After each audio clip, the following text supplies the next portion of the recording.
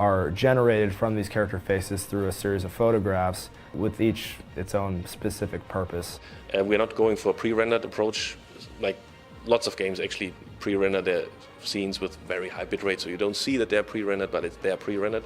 We want to try to get it in real time, but our facial structure is so complex. It's basically cutting edge. That means like we need to really optimize in a clever way so we can actually have, I don't know, 4, 5, 6, 7 characters on a bridge in highest fidelity talking to each other while the player is present in real time.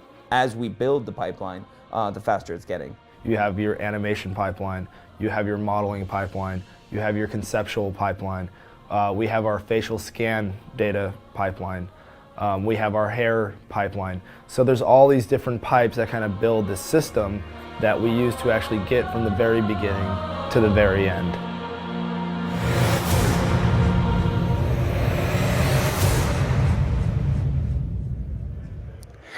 And welcome back once again to our live CitizenCon 2946 pre-show. Now, we've never done a pre-show before. Folks are filing into the Avalon Hollywood right now. Folks backstage are making the final preparations to get the CitizenCon presentation underway, and we are going to keep you company while those last-minute preparations are underway. And keeping me company while I keep you company is lead designer of Squadron 42, Mr. Phil Miller. Yeah, how you doing, got it Phil? right. Yeah, got it right. We rehearsed before. I'm like, Miller, Mellon. Now, Phil, you're the lead designer of Squadron 42. Yeah. Why don't you tell us real quick what that means? It's just keeping an overall eye on the whole game and making sure Chris's vision gets put into place. All right. Okay. Yeah, it's a real easy job. Now, no kidding. I'd like to see. All right, never mind. I'm not going to touch that one. Yeah. All right, now you've worked with Chris for quite some time. Yeah. Well, I've known him since we were 5. Since you were 5? Yeah, Chris and Aaron. Like Aaron was like 3.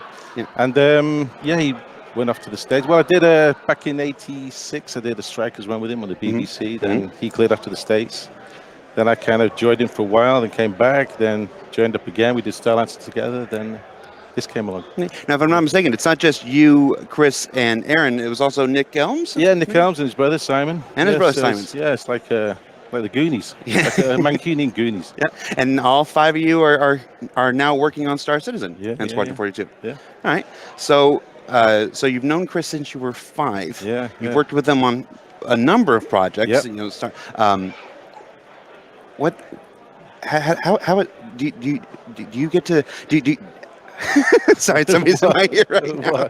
Like you say your job is to make sure Chris's vision is made real. So can you elaborate on that a little more? What does that entail? Oh, it's just what's handy about it is we're all kind of on because we all grew up together. We're kind of on the same wavelengths. We've got the same interests, the same tastes. So it's kind of handy because you can kind of get into his head, him and Aaron, and then pass that on to the rest of the team. All right. So for Squadron 42, Squadron 42 is our single-player campaign for the Star Citizen universe, basically.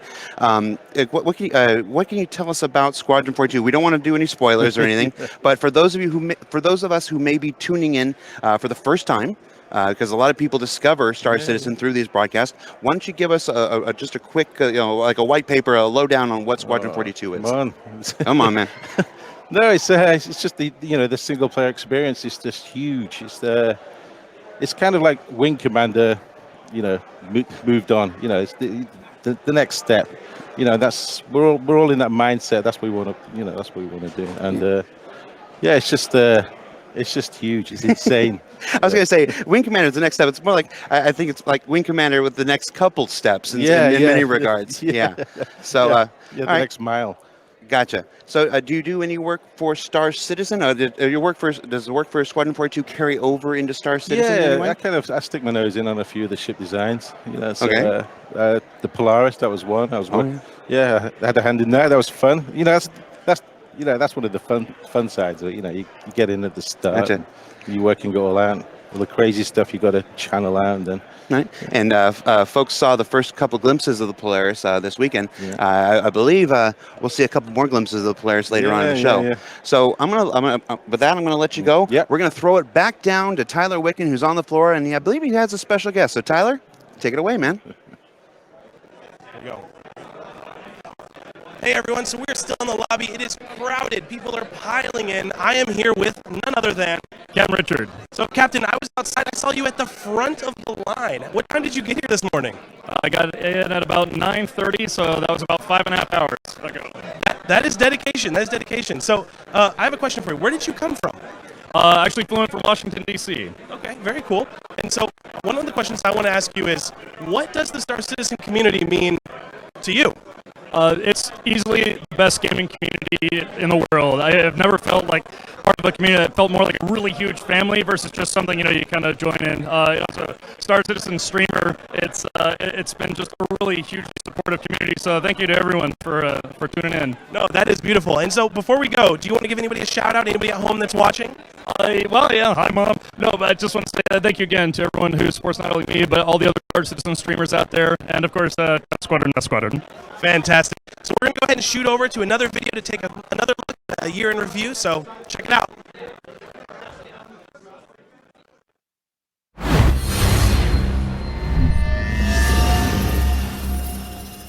The stuff we're about to show you today is a full R&D investigation into the catastrophic damage of capital ships.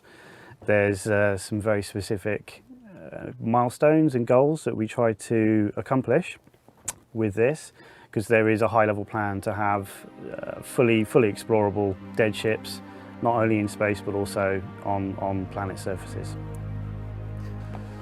The idea behind the R&D work was initiated, shall we say, from a key point in the story.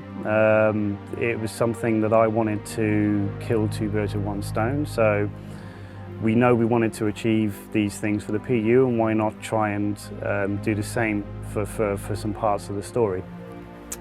So the starting point was, we've obviously got a lot of capital ship material that we can use, ranging from the Idris to the Javelin to the Bengal. The key point is that we didn't want to have to recreate everything from scratch. So you could, for example, take an environment or a ship and go, okay, this is 100% damage now, and start again. You would get a very good result that way. But what we wanted to do is we really wanted to push strong reuse of existing assets, simple shader swaps, and full use of VFX and lighting to push a mood and a feel into these areas. By default, when I went around a lot of the different departments and I spoke to them about the catastrophic damage, the default thought that comes to everyone's head is it's on fire.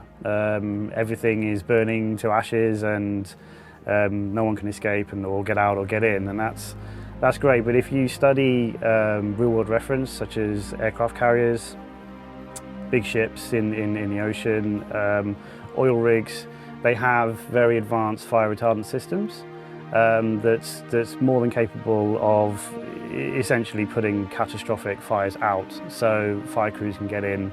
And not only does that kind of make things accessible, but it also kind of opens opportunity to have lots of wet surfaces that we can then, with the light going out, play with very kind of clever lighting techniques to try and like kind of push a mood that we're after, which is dark, dead, slow. It should kind of work. The environment that you're used to should now be working against you. So these are the things that we're trying to create.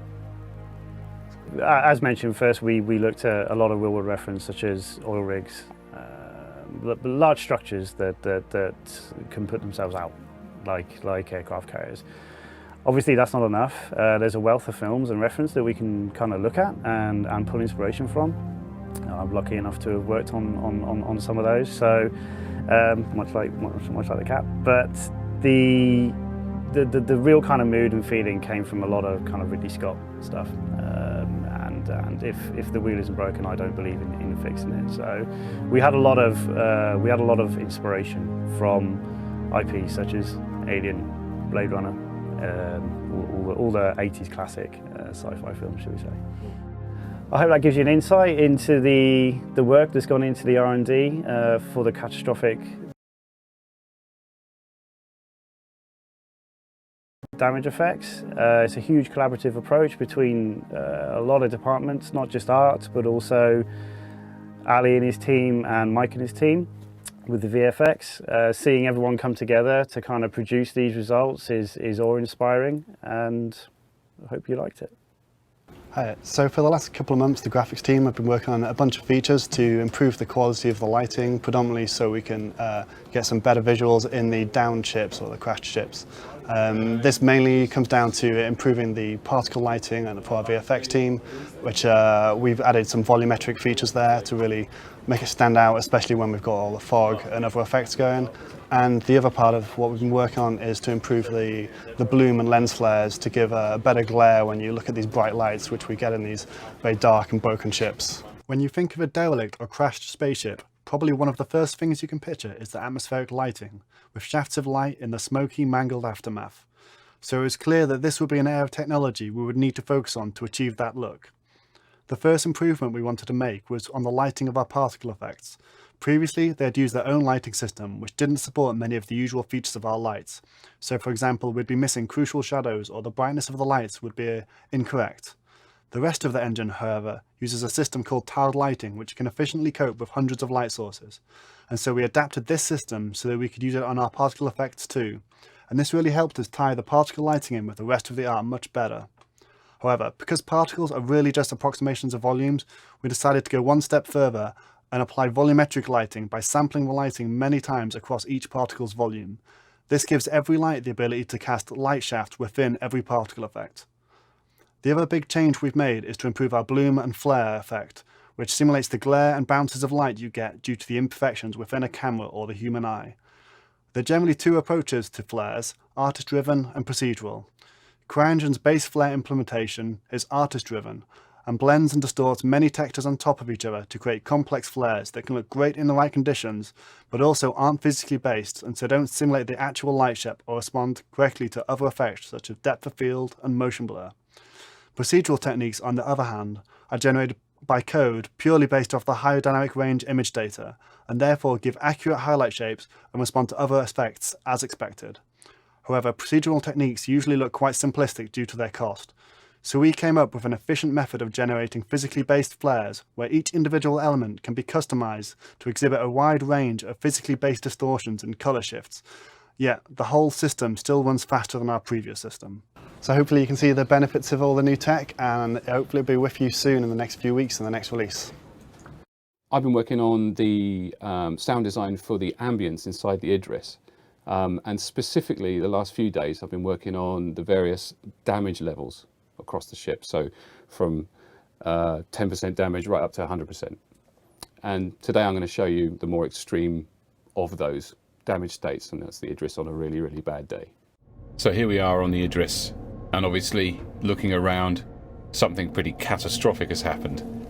So this is the audio design for a very damaged, crashed in fact, Idris, and we'll fly through the level now nice and slowly so you can soak up the ambience, and I'll keep the chat to a minimum.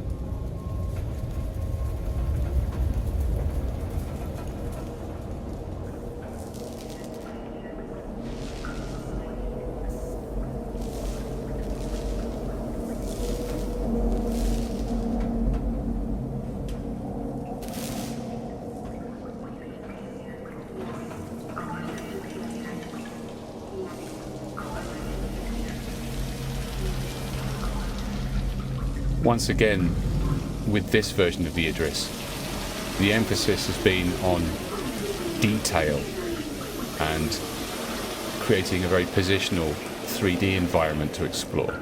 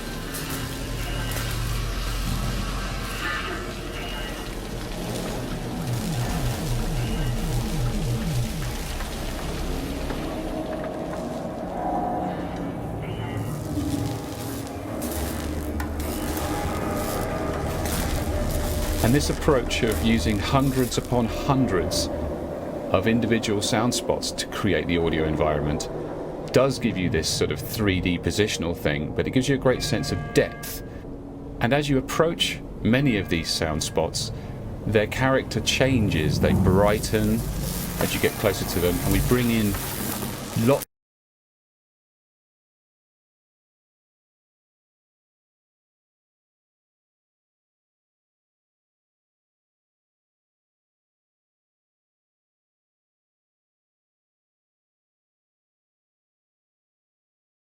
good day. And you can hear that it's a pretty serene experience. It's a calm, gentle ambience. The ship's humming away.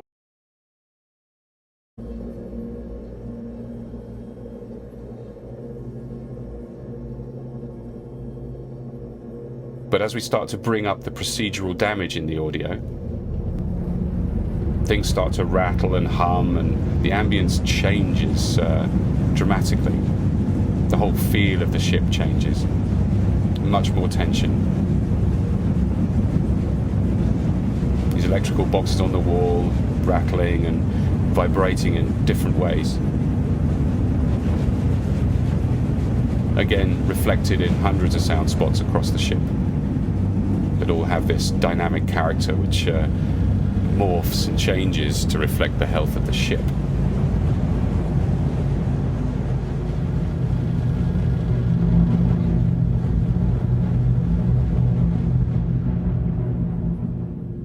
So right now, let's have a look back on the catastrophically damaged Idris.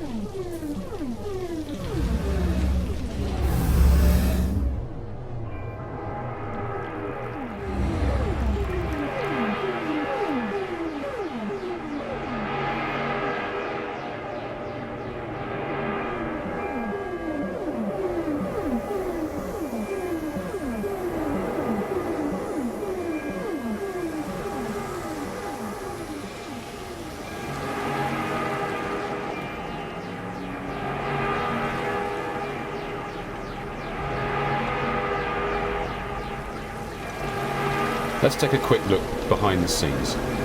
So here you can see we've got some emergency fire sprinkler sounds, and there's a particle system right here, and that has a sound of the sprinkler associated with it. But here on the floor is an auxiliary sound that is the sound of the water drops splashing and hitting other surfaces. So, you know, there's these different dimensions to even simple ambient sounds such as a fire sprinkler.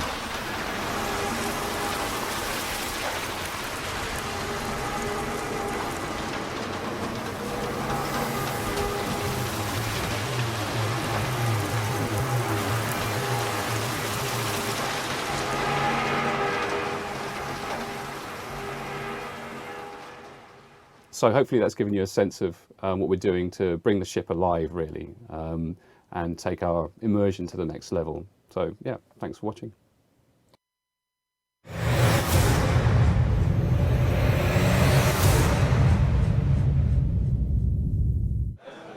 Hey guys, we are still in the lobby. We hope you can hear us okay because it is loud. This place is crowded. So I want to introduce you guys to a couple guys that I just met. First off, Trip Rodriguez. And Clifford, aka Miku. Awesome, fantastic. Now we can't skip this. We got to touch on this. What are you wearing, my friend?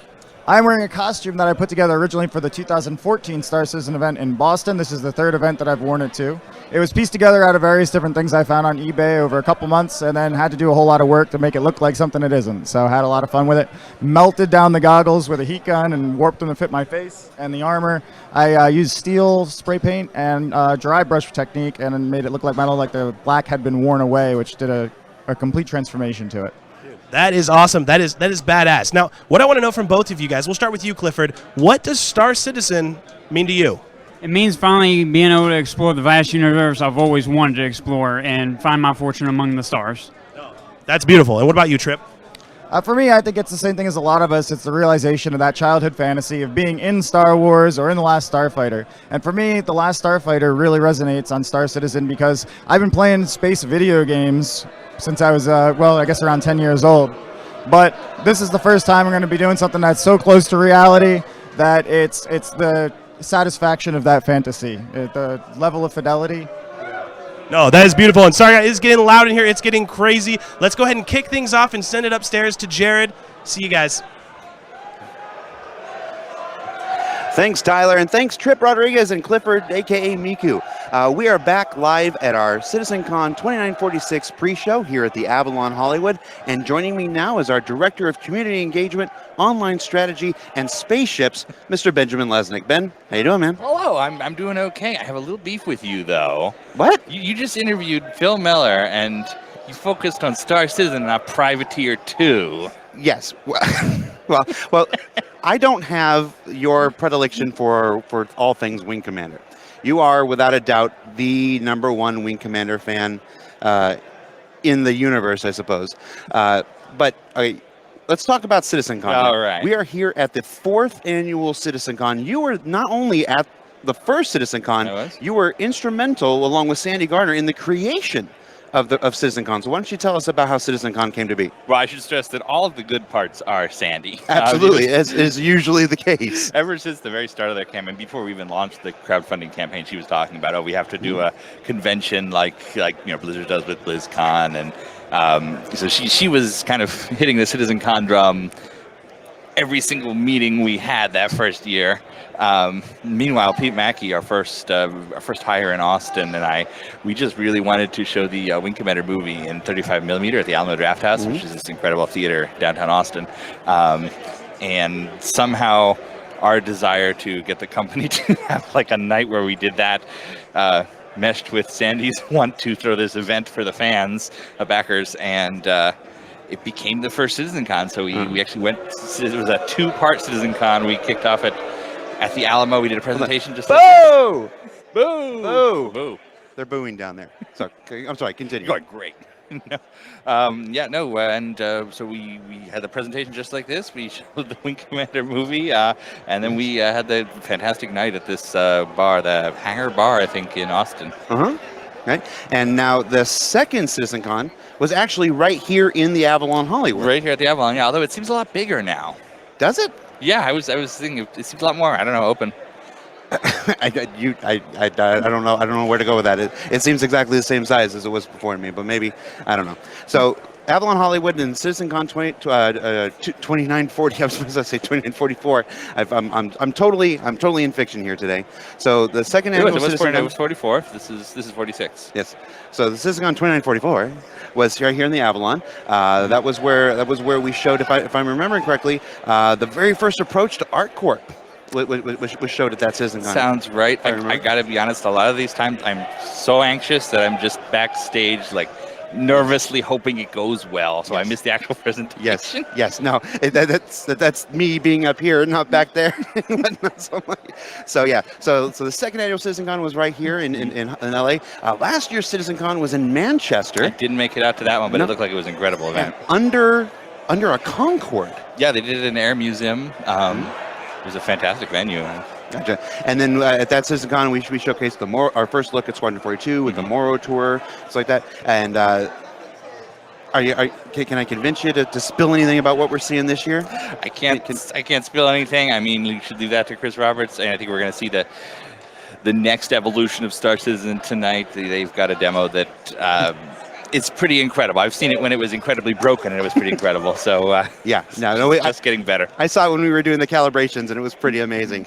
So Ben, we're gonna let you go. We're gonna throw it back to another video. I don't know what we got up next, but Thomas Hennessy in the control room. Let's take it away. You know what we should do? We need to thank the backers because we haven't mentioned them yet, and they have just been incredible. There's just so much energy here that I wish we could get across. Just walking outside and having people come up to you and shake your hand and absolutely tell you how excited they are. The last 2 nights of fan meetups. Last night at 33 Taps right across the street, and then the night before that in the Arsenal Walk. It is absolutely overwhelming. But yeah, with that, we're going to throw it to the next video, and then we'll come on right back. So guys.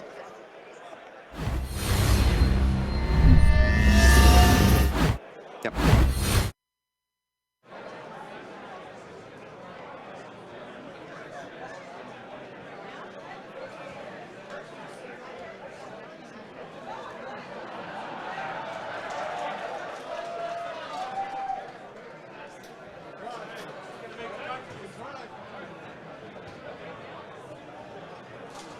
Hey guys, sorry about that. It's a little trouble hearing in here because it is packed. It is getting loud. It's getting crazy. The party continues. The house is packed. We're going to be starting soon. But before, I want to introduce you to a couple guys who you probably already recognize. So first off, who are you? Hey, I'm Ben Newsbaron. I'm from Dallas. Awesome. And you? Jill getting money from Chicago, Illinois. Awesome. And have you guys been in town for, did you guys fly in yesterday or when did you guys get here? A long time for TwitchCon and stayed through here. Okay. And you? I've been here since Thursday. Okay, awesome. And so I got a question for you guys. What does the Star Citizen community mean to you guys? It's a family of really, really talented individuals who all get along so well. Just the passion and support that these guys have. You know, after seeing and hanging out with these guys, these are the most lovable group of guys you could be around. They're so supportive and so awesome. And I just love that about this community. Awesome. Well, I'm happy to have you guys here. I hope you guys enjoy the show. So let's go ahead and kick things to another video. We'll see you guys soon.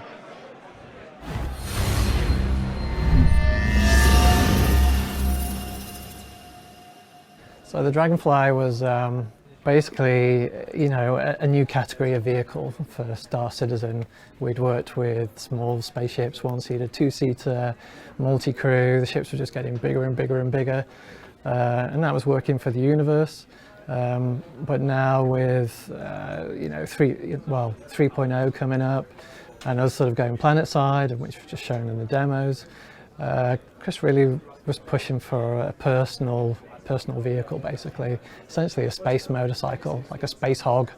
And so with that in mind, the Dragonfly is kind of like the perfect candidate, you know, because its styling is a little bit, you know, it's a little bit lowbrow, you know, it's quite mechanical, especially, you know, we've just been dealing with the Caterpillar, and so, you know, we work with those requirements, and the design team, you know, with their brief that they gave us, you know, they want something small, something that can hover above land, something that also can fly in space, you know, so you can just boot it out of the back of your freelancer.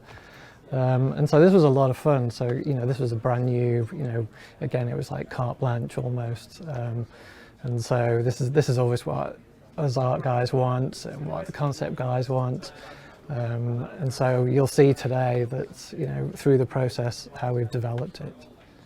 This ship was interesting to design first because it's small, it's allowed it to go everywhere on ground, on planets, and we can also go in space with it, so it has different functionality, contrary to some other ships that are bigger or different. So the Drake manufacturer is also interesting because of this kind of low-tech industrial look. So it was also a challenge to try to do something iconic, but with a not too design bike. So it was really interesting to do. So the Dragonfly was challenging at times purely because there's so many kind of exposed components to it. That basically means that it becomes a lot more kind of expensive as an asset. With a lot of the bigger ships, you can hide components away, whereas with the Dragonfly, everything's exposed. So you have to model everything.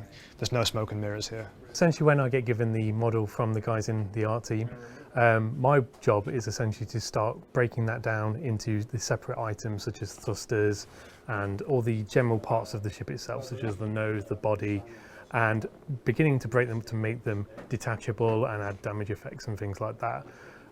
Overall, we begin just by doing like a real rough white box flyable state on it. So we'll just get the model flying before we start breaking it all up. In the Gamescom demo, we essentially showed off the kind of basic setup of the ground mode and also the space flight mode, where we were essentially showing it going off in space, landing inside the freelancer, going planet side, going out again, and being usable in its ground mode. We have a lot more to add to that. So We're doing further work on the ground mode flight system, just really tweaking it, making sure that it feels spot on when you're riding along the planet. In addition, we also need to set up the rear seat for a rear-facing passenger. So you will essentially have your buddy on the back just running along with you, and we are eventually going to implement them being able to hold a weapon. So while you're in any chase sequences or modes, you're essentially able to have your guy at the back shooting people off who are approaching from behind. And the final thing that we're looking to implement is a third mode that the Dragonfly has, which is a compact mode, where essentially the ship's nacelles retract, and it basically enables you to store it in its smallest possible state on any of your cargo ships. I went with Harley Davidson for the kickstart sound originally, which was heavily processed, obviously, to just get that kind of okay, it's a motorbike, but heavily processed. And then it was a matter of finding out essentially what made motorbikes different from cars or spaceships or airplanes. It's the sort of connectedness with the environment, right? You're sort of racing along really near the floor, so the ground rush, particles, rocks, anything like that, that's going to hurt if you hit it hard enough, and the wind rush and stuff. I really wanted to get all of that stuff in there for the Dragonfly, so it was in stark contrast with all the other ships and vehicles we had in the game. The planet side stuff, the in-atmosphere flight, the sort of terrain traversal in wheeled vehicles and hover vehicles like the Dragonfly, I think provide a brilliant contrast between what we're used to, the sort of the space travel aspect, where you've got points of sound, very sharp, contrasty points of sound, very clean in the void. And then on planet side, we've got this much more grounded. When there's an explosion, it's going to echo around in canyons. You feel closer to the ground. You feel much like footsteps, different surfaces, surface types and stuff. You're going to have to feel that through the vehicle, you know. And it just gives I think it's a case of the total is greater than the sum of the parts, really, because the space travel and the stuff, and those two things contrasting with each other, I think, just sort of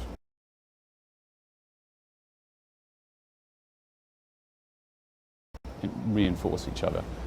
So it's kind of picking what we can emphasize, like the ground effect stuff, like echoey stuff off canyons and mountains and things like that, to give you a sense of where you are. And the two things will provide a brilliant, much enhanced experience, I think, to just space flight, you know.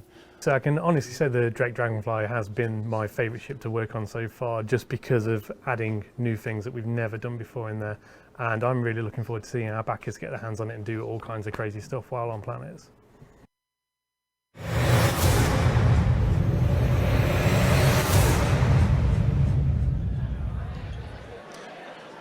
Hey everyone, we were about to kick things off, but before we start, I want to stand here and talk with Ken Shadow.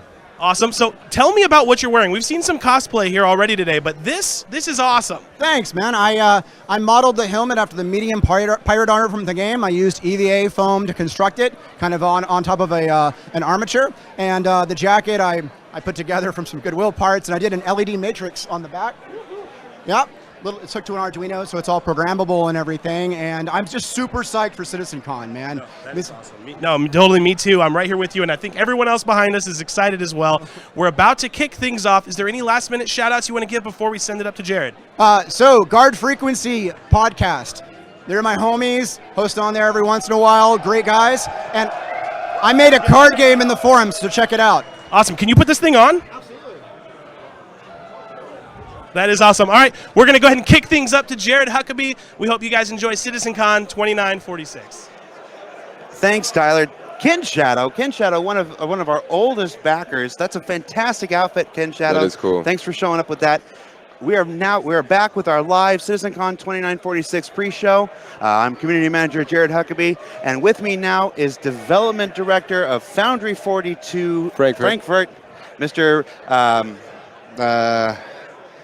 Bob Chumley. Yes, Bob yes. Chumley. Yes. How you doing, Bob? It's great to be here, man. How you doing? How you doing? Good. This is Brian Chambers.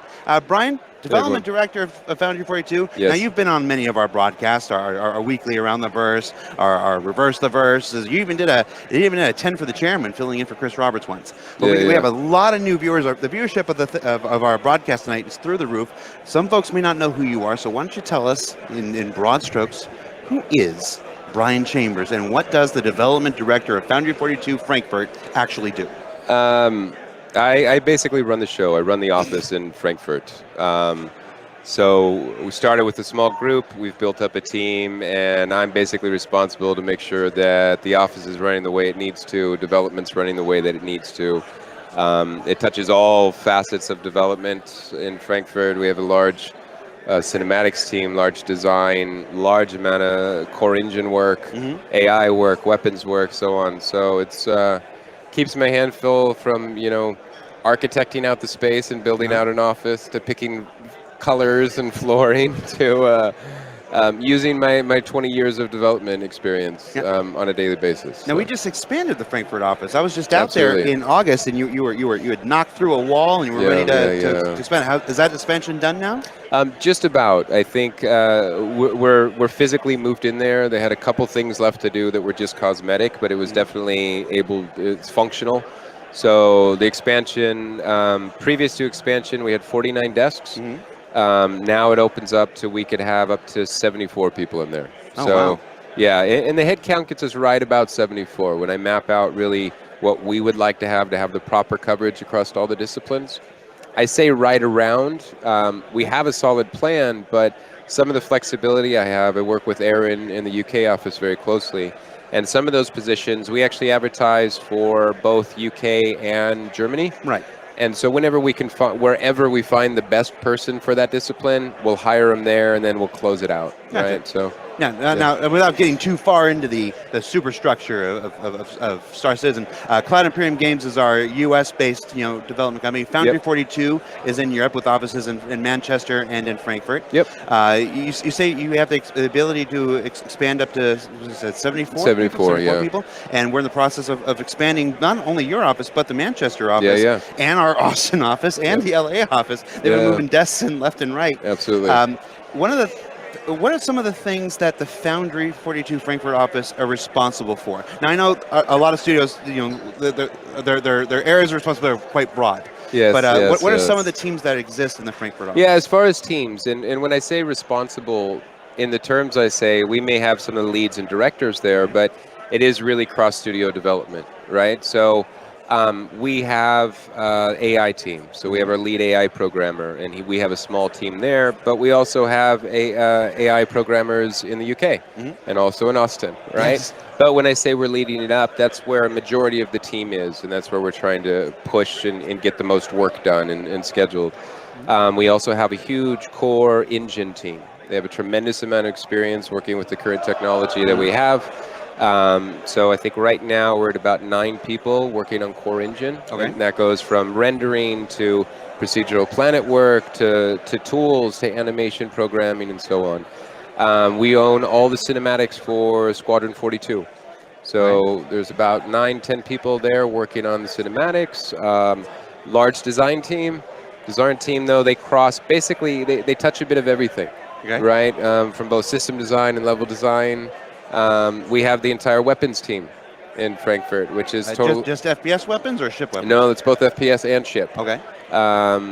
So what am I missing out? But then we also have other small pockets, right? We have a small QA team that's there. We also have an effects artist and technical artist and so on. So we're touching a bit of everything. Gotcha. Now, you did mention procedural planets. Yes, Anytime I did. you mention procedural planets, that's a big buzzword lately. Yeah, I know. We just had our Gamescom presentation where we revealed our second look, actually, at our upcoming procedural planets technology. Absolutely. The first look was back at our holiday live stream in 2015. From the people of the planet. The people of the planet, and then Sean Tracy, piloting the Cutlass very live and very nervously. I was nervous for that too, man. Well, we were there before the show, and he was rehearsing the landing because Sean Tracy is a brilliant, programmer, engineer, fly-engine superstar, but not so good at the landing of a Cutlass. He was very nervous, and we rehearsed that. He'd done everything. It was so smooth coming in over, and then he'd get to the landing and just explode over and over again. So I hope Sean Tracy doesn't mind me sharing. We were nervous on that People of the Planet. We had gotten the tech done. It was still fairly new, though, right? We put it in, and we hadn't, as we say, beaten it up enough, in our opinion, right? I'd want to have it in test hands for a long time to really make sure we worked out everything. So when they say, hey, we're playing it live, at that point, everything had been stable. So we had confidence, but we were still like, oh, are we good? And we were good. And, you know, it's as the evolution has shown then up to Gamescom and so on, I mean, the base is really solid. I'm proud of the team for the efforts and what they've put into the tech. You got Marco Corbetta, Carson Wenzel, whole team there that's been really pushing on that tech. They really know what they're doing, and it truly is some bleeding edge stuff that they're doing. Yeah. So that was that. So we debuted it at the holiday live stream. We showcased it in a brilliant 50-minute long demonstration. Not just of the procedural planet tech, but of the entire Star Citizen Alpha 3.0. Tech. Absolutely. You know, from the mission system to flying down to the planets. You know, seamless planet transition to from planet to planet and stuff like that. When you came on board, how long have you been with the Star Citizen project now? I started in January of 15. All right, January 2015. When you came on board, did you think that we were going to be there? Did you think we were going to be where we're at now so soon with 3.0 approaching so quickly and the procedural planets and all that stuff? Did you think we'd be here already? No, honestly. To be perfectly honest. I mean, we knew that the procedural work really needed to come in place in order for us to make the expansive universe that this world has, right? We knew it had to. And it was on the roadmap of what to do and when to do it, and had its own priority. Its priority, though, was further out. We kind of in the shadows in Frankfurt, kind of hush-hush, and a couple guys, primarily Marco Corbetta, grabbed it and said, hey, I want to do this. And we all supported him, and again, kind of did it on the down low and said, hey, Chris, this is what I've done, look at my progress. And we were all, literally, some of the first I saw was when Hannes had already had the tech in his hands for people to plan it. And they're like, hey, watch this. And the planet is this tiny dot on screen, and they're flying, and they're going, and they're going. Literally 10 minutes later, we're like, oh, come on, just get there already, right? But then we just waited another 5 minutes. He's on the planet, and we're like, what? What did we just see? And honestly, that was it. And we just said, okay, cool, this is awesome. Here's a foundation. The rest of the team wrangled behind and started working on atmospheric, started working on water, started working on other bits, right? And even started working on a tool set in unison of then how do we provide artists in an efficient way? And All right, so I am being told in my headset here we have Tyler Witkin with a very special guest standing by. So Tyler Witkin, take it away, buddy.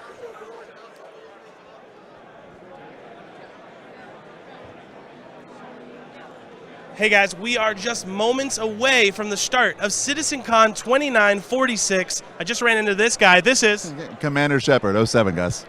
Awesome. And so where did you come from to get to CitizenCon today?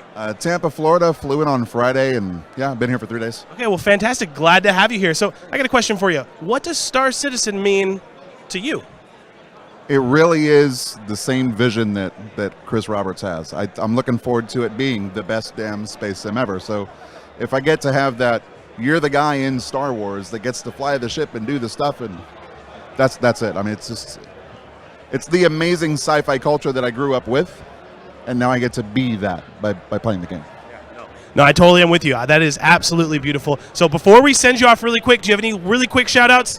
Real quick shout-outs to Redacted, Test Squadron, Twerk 17, Squadron 42. Can't wait. So shout-out to the MMO. Awesome. All right, guys, we are about to start. Let's kick it up to Jared. We are happy that you guys are tuned in. Let's do this.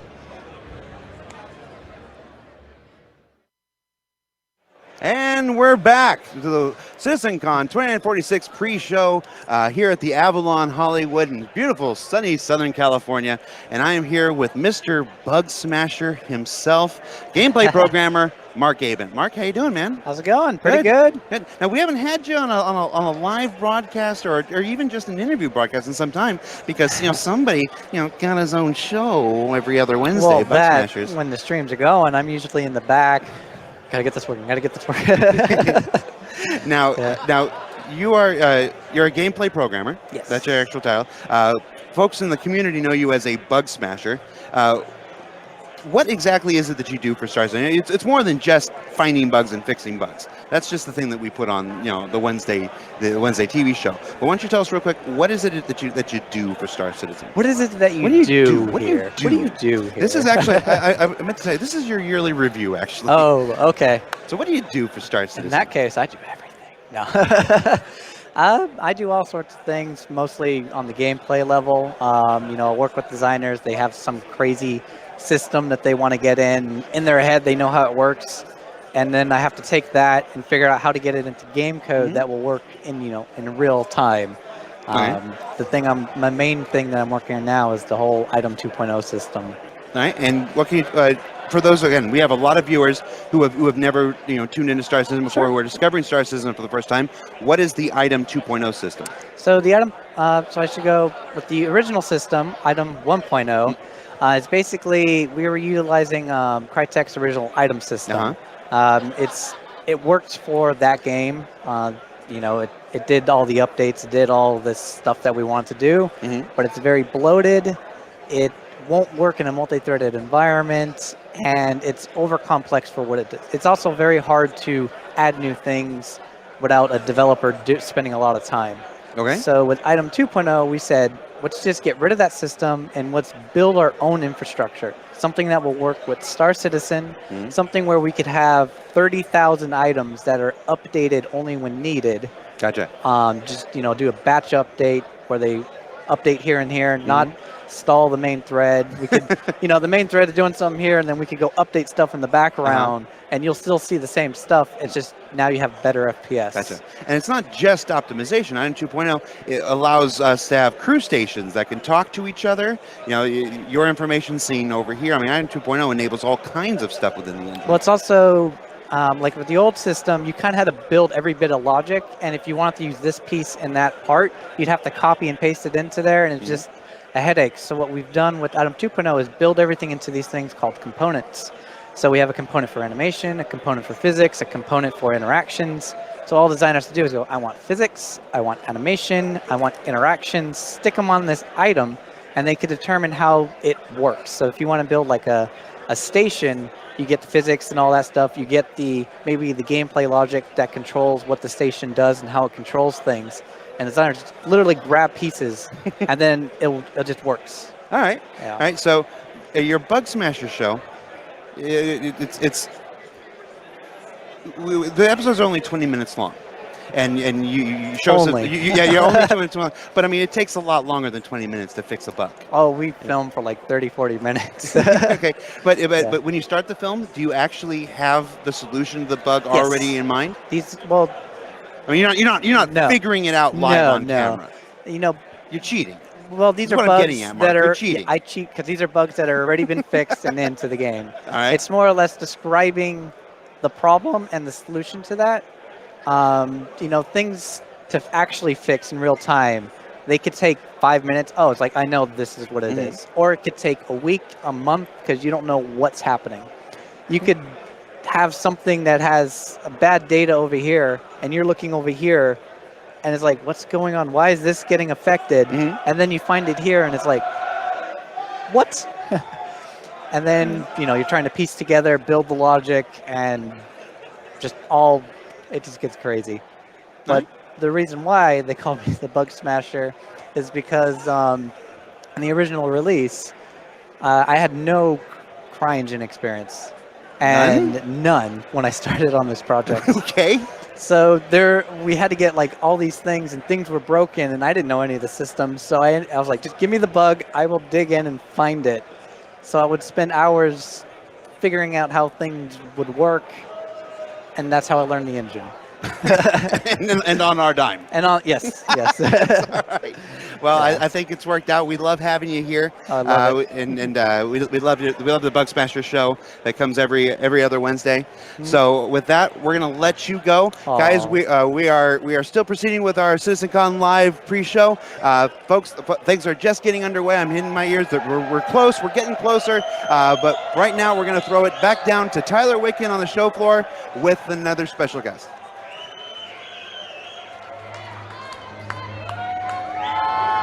Hey everyone, as you guys can see, it's getting absolutely crazy in here. I hope you guys can even hear me. Everybody is having to find their inner patience because we are about to get started. Before we do, I just ran into this gentleman.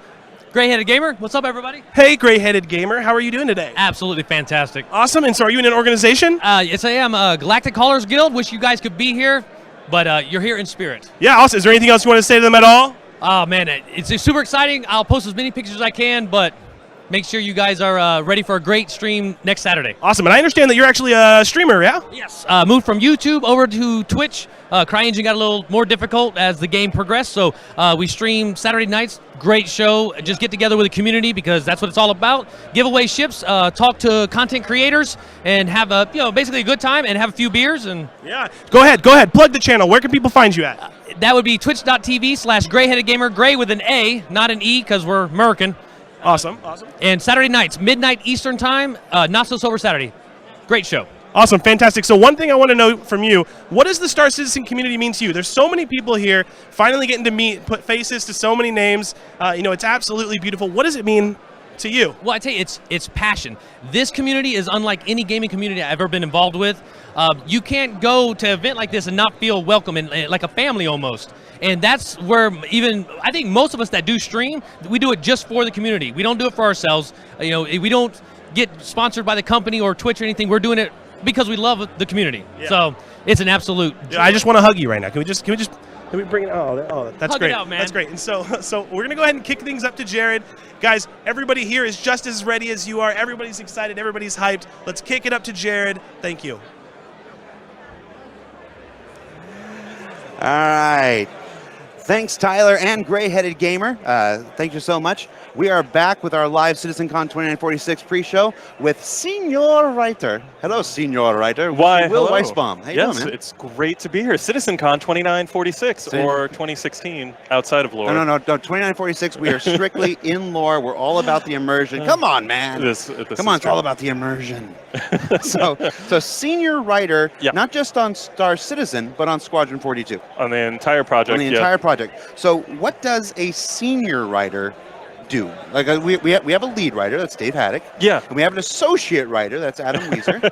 What is a Senior Writer? I'm the delicious cream filling in between those two other writers. You heard it here first. Will Weisbaum, the delicious cream filling. I work closely with Dave to help fill in all the narrative and lore needs for the... Oh, we got very excitement happening on here. Let's go now live to the... No, that's bad. Don't do that. So from anywhere from working very closely with the designers and the artists to come up with... I like to think of us as kind of like a triangle of creativity there. Like design has an idea for fun gameplay element, art has a great idea for a cool location, and we have an idea for story. And sometimes it all starts from a different point, but we all come together somewhere in the middle and it works out great. All right. Just now on Friday we were having a costume discussion with the art team about what some of the NPCs in 3.0 are going to be wearing, and that was a lot of fun talking about the different planets and how do you go down and what's their feel of them, but also how to make it realistic so that they all shop at the same store kind of thing. Like, it's if you go from LA to New York, there's some differences, but everyone still wears Levi jeans. So kind of thinking about like a global approach that way. So that was a lot of fun. And so stuff like that is happening all the time. And it's one of my favorite parts about being on the project is I never know what I'm going to do day to day. Gotcha. So, are you involved at all in the quest creation and in writing the lore? Oh yeah, definitely. We've been doing a ton of meetings now with the Persistent Universe design team, trying to figure out some more of the missions. It's very exciting here. It almost feels like they're cheering for me. Are they? Yes, they're cheering for us. Right. So you write the missions. I want to pitch you a mission, right? Oh yeah. Right. The player goes up to a console. Okay. Yeah. He triggers the console and it says, "Hey, I've got a mission for you.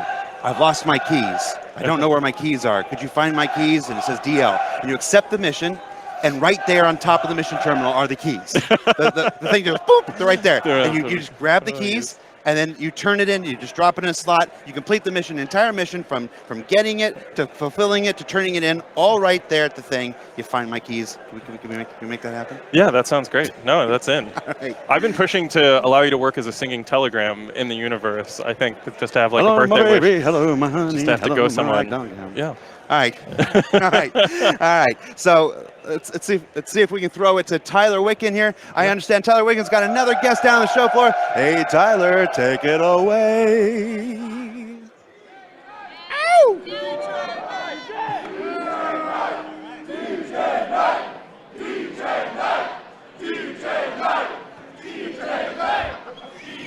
Well, so apparently I don't even need to introduce this guy because apparently everybody in the room already knows. DJ, where are you coming from for today? Coming from Orlando, Florida. Awesome, fantastic. And I want to know right now, everyone's watching, what does Star Citizen mean to you? Community. One thing that I've seen since the day I started playing this game is that the community is so together, so respectful, so loving, and so welcoming to everybody that becomes a Star Citizen. Anybody who gets a package, is just that, to me, that makes everything all that much better. Yeah, no, because totally. every time Totally, I'm right there with that you, comes man. in, everybody is just as welcome as can be. People are so helpful. They're like, all right, do you know how to pull your ship out here? Let me come in. Let me help you out. And that, you can't get any better than that, than a community that is so happy to see other people as passionate about this project as we all are. So I'm stoked to be here. Stoked to be here. Feels awesome that anybody even started a chant about my name. That feels amazing. Like, Dude, the energy in here is real. The energy. You want to test this right now? Palpable. Let's do it. You want to go ahead, tell them to make some noise for us right now. Let's make some noise. Yeah, Sean, make some noise.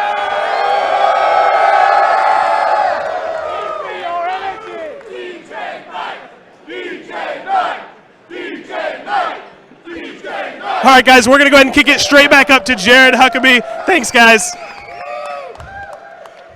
DJ Knight. DJ Knight. DJ. Oh, I keep we're waiting live. for the We're live. wrestling match to start. We're live. All right. Someone's So- going to come off the top rope. Can we? Can we do that? Can we do that? It's not do too a far. flying elbow off the top rope. Yeah. All right, we're back with our CitizenCon 2946 pre-show. We are now here with tech designer, Tech designer. Mr. Calix Renault. Calix, how you doing, man? I'm doing pretty good. Good. I'm really excited for tonight. Yeah. Well, yeah. Yeah. Just me. I'm the only one who's no. I'm feeling sure any you're emotions the only person excited at the for moment. what we got going on tonight. You know. Now we've talked a whole bunch of times. Yeah. We've talked many times. We go way back. I actually know your name. Yeah. What's my name? Jared? Close enough. All right. Now, you're a tech designer out of our LA office here. Yes. For all the new folks who are watching at home, what does a tech designer do as relates to Star Citizen Squadron 42? Well, design is always tricky because no one really knows what designers do. What it comes down to is that a designer will dream up exactly what you'll do and then the way you'll do it. So, not only like going back to cargo and grabby hands and missiles and radar, all these things at some point had somebody go, well, what do you want to have happen, right? And then so once you have that basis, you can't stop there because that doesn't make the thing happen. So next, what we do, and the part that is specifically my job is, how does this actually work? How does this tie into the code? How does this tie into the interaction of the player, the communication of the HUD? All those things have to come together or else the thing doesn't actually work. Yeah. So the primary way that I do that is by making prototypes. I use FlowGraph and CryEngine to fake it first. You make some very complicated flow graphs. I played with flow graphs and CryEngine when I was a fan, and I thought I had a pretty decent handle on flow graphs. So then I come and I walk by your station, and it's just this intricate spider web of interlocking boxes. I'm like, how do you keep track My favorite of that? is always when I invite a programmer over, because that's the point. I have the thing working. Hey, programmer, come here. I'm going to show you what this does because you're going to make it actually work. I do it in a contained environment where I have control over every variable, but I'm only trying to say demonstrate the behavior. So when they come over to show, and I show them, and they're like, "How did you do that? I'm pretty sure that's not possible. We didn't make anything that allows you to do that. So what is this? No, really, what is this?" And so I always feel really good when I completely destroy programmers' expectations of what can happen in the game. All right. So with that, we're going to throw it back to Tyler Wicken on the show floor. He's got another special guest. Tyler, take it away, man. Hey, we're live. We are live right now. So I am joined here today with Fast Card. Fast Court, how are you doing, my friend? I'm doing great, thank you. Let me tell you, out of everybody here, I was looking forward to meeting you more than anybody else. I always see you in the streams. I always see you involved in the community. I think it's wonderful. I think a lot of people appreciate all of your friendship. Oh, thank you. I appreciate them too. No problem. So I understand you went to a Bar Citizen recently in New York, right? Yeah, New York last week. Yeah, do you have any cool stories from that night? Yeah, we took the train to go to the venue, but the stop that we stopped at didn't have an elevator to get me up. No, they didn't have an elevator? No, so it was just in case you guys don't realize, it's because he's got this awesome ride, and it's not really fair because I wanted one and they wouldn't give me one. so they had to carry the cart up the stairs, 3 flights. They carried this up the stairs? Yeah, it was like, not like a short flight, like, in a house or something. It's a subway flight. Oh, wow. Those are huge. Those are long and huge. Oh, that's awesome. So it was I'm sorry to gamble, E2, drunk pack, and yeah. That's a great group of guys. Yeah, they got the job done. No, that's awesome. Did you guys have a fun time at the Bar Citizen? Oh, yes. That's awesome. And so what I want to know from you is, what does the Star Citizen community mean to you? It means a lot to me. I mean, I love the community. It's more mature than like other MMOs, and they're so friendly and helpful. If someone needs something, they're on it. That's beautiful. So we're going to go ahead and shoot things up to Jared. I know I keep saying it, guys, but we are just about to start. Let's kick it up to Jared. Thank you, Fast Cart. And guys, guess what? That's it. Our pre-show is at an end. We are ready to finally start CitizenCon 2946, our presentation. I'm being told the curtain's about to open. The people are about to take the stage. So for all of us here in the community team, all right, so they're talking to my ear. From everybody here on the community team, from everybody at CIG, Foundry 42, and 4 studios around the world, thank you so much for joining us on our 4th anniversary. That's it. I'm Jared Huckabee. Hope you enjoy the show, everybody.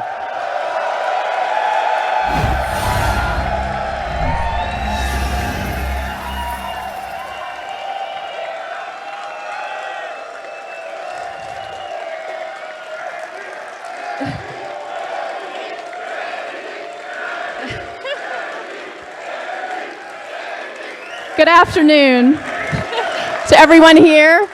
If you're here at the show and you happen to see Nick Elms after the show, please buy him a drink. Good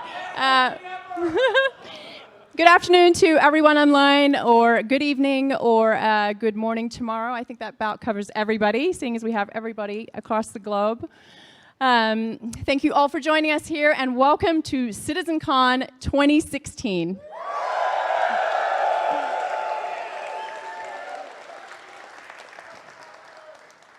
CitizenCon is essentially a celebration of all of you together, essentially all of us, and what a shared group of people with like-minded people can achieve. The seemingly impossible, we make it possible. So here is a video that highlights our journey so far.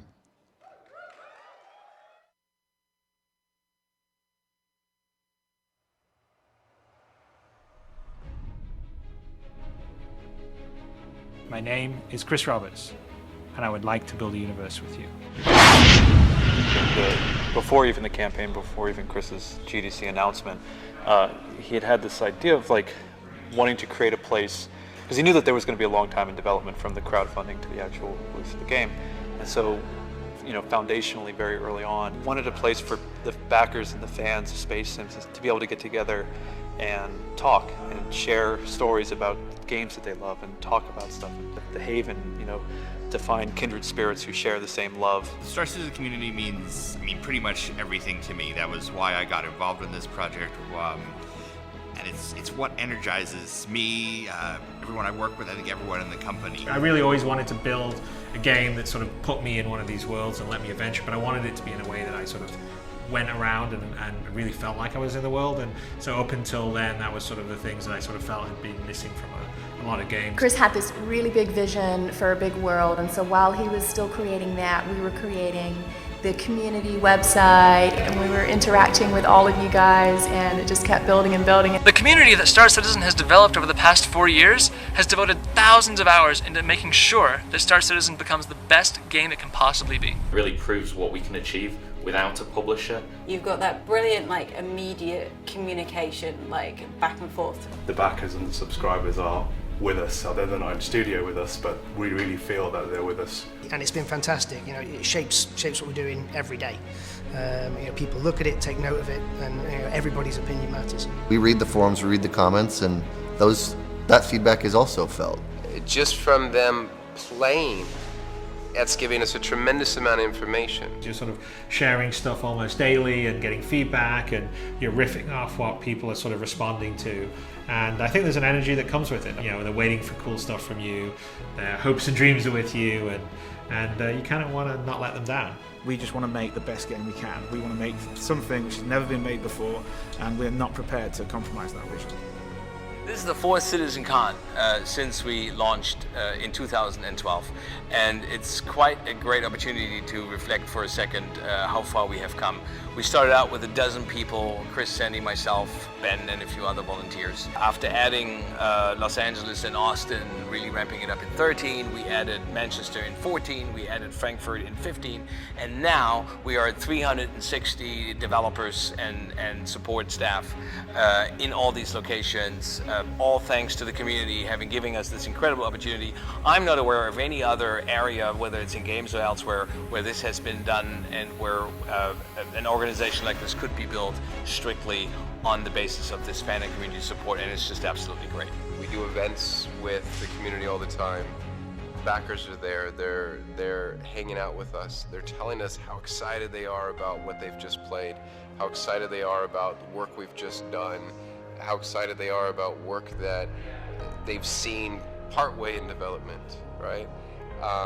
That's all stuff that the team gets energized and pumped up about. At Gamescom this year, on the show floor in the convention, we had hundreds of thousands of people over the course of the week come and see us, and we were exposed to that, and we had people lining up for 2 hours at times just to play Arena Commander, see what was already playable in the game. There's people all around the country and the world that I would not have had the luxury of meeting and befriending if it wasn't for Star Citizen.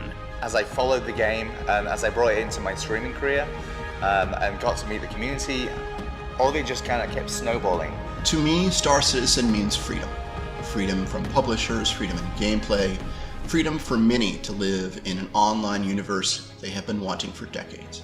Test Squadron, it's a fantastic community, and that really is what this is about. We're just a small slice of the greater Star Citizen community. Once they started being able to walk around, I think they started to really recognize the possibilities of what was happening. Star Citizen is a chance to finally get to be an astronaut without having to be good at math. I decided to try out racing tech. I think it was the Mustang Gamma, and I played one-handed, so I had to use voice tag.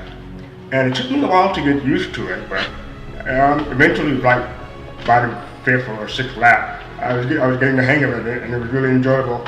So I'm really happy that Star Citizen allowed people like me to enjoy the game. We got into a 20-minute dogfight until he was too damaged, and I ended up chasing this guy to about 3 different comrades before he went to Port Olazar. And since he was a neutral zone, the only way to get the kill, I went blades out and went for the ram. Actually, took off on a few different ships and flew to the backside of a moon, and it was actually kind of cool seeing the dark side of the moon. But also when we cruised around and we slowly saw the sun just coming across the horizon, and to me that was kind of a really beautiful moment. Typically in development, us devs were locked in a room for building for years, right? Without much visibility, without much feedback on really what we're doing. With Star Citizen, we're so open with the community and forward-facing. They see what we do. To get that feedback from people, to get the appreciation of the work and the effort that we're putting in, that in return drives the team. They show us the good and the bad in gaming development, and we never really seen that before, and they continue to push the boundaries on gaming. The freedom with not having a publisher and setting goals and deadlines, it means that we can concentrate on what we think means the most to the fans. We're always striving to build new tools so that the community can communicate and share their feedback and ideas so that we can incorporate it into the game. Issue Council is a tool that we created to allow our community to not just submit bugs, but ultimately make Star Citizen better. With the scope and the size of this game, we don't just value the bugs submitted from our backers, we need them. Sometimes they even show up with the Mark Bug Smasher A-Bit. Welcome to Bug Smashers. You ready to smash a bug? Let's get started. All of us who back this game know that CIG and Chris are doing something special here. Because the community supports us, we're able to make these excellent shows like Around the Verse. Welcome to episode 100 of Around the Verse. Just as a little highlight for you guys, we're going to take a brief look at the Bengal. It's the first ship that Chris revealed for Squadron 42. There's lore makers, etc., just to show you not just how we're making this game, but kind of dig a little bit more inside of what it takes. One of our favorite fan video editors, a gentleman named Years100, created the Imagine trailer. He took all of our videos, he cut them together in new and exciting ways. It's one of my favorite ways that the community has influenced not just the development of our game, but the development of our game presentation. Welcome to the Next Great Starship. The Next Great Starship was a show that we put together because they actually wanted to get involved and make a ship for Star Citizen. So these great pieces that not only got integrated into our game, but also into our team. We have some of the guys from Next Great Starship are actually on our team today, continuing to push the envelope on every spaceship you see that goes into Star Citizen. Star Citizen is a dream that thousands and thousands of people across the world share. The most immersive and diverse space game ever created. A game that can change the way we think about gaming in general.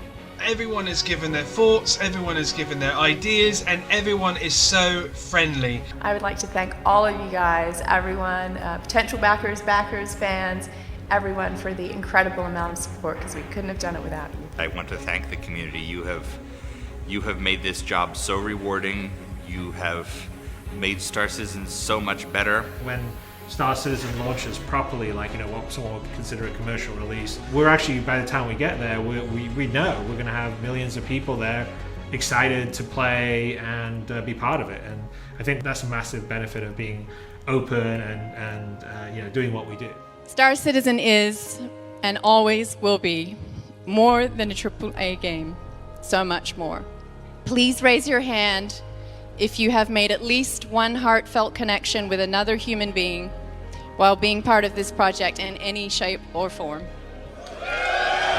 Please give up a smile for one memory on Star Citizen that has absolutely made your day. I am a Star Citizen.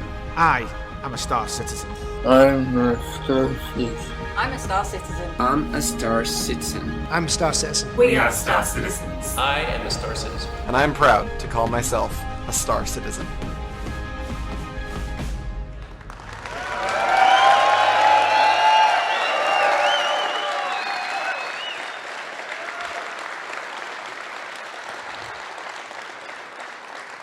It's an amazing journey that we've been on, and it's only going to continue. That reminds me from last year, and I had a bit of a rough time, and I also had a bit of a rough time this year, and I would personally like to thank, I'm going to cry again, God damn it.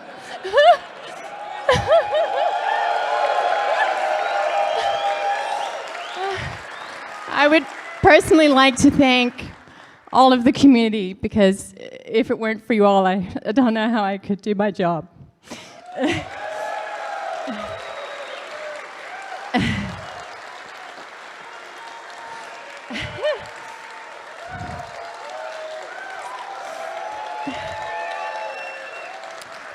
I think I've mentioned this before, but it is the first gaming community that I've ever been a part of, and I'm biased to say that it's the best gaming community ever.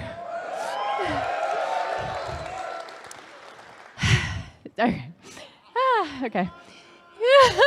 And now my mind's gone completely blank. I would like to give a shout out to Rico for creating barcitizen.sc. I remember earlier in the year, Alexis and I sat around and I said, I really want to, because there's 1,000 people here, but we have hundreds of thousands of fans all over the world in every single country. And so Alexis and I came up with Bar Citizen, and we kind of had to make it select because, we had so many. And Frankfurt, give it up for Frankfurt, they had like 200 and something people respond.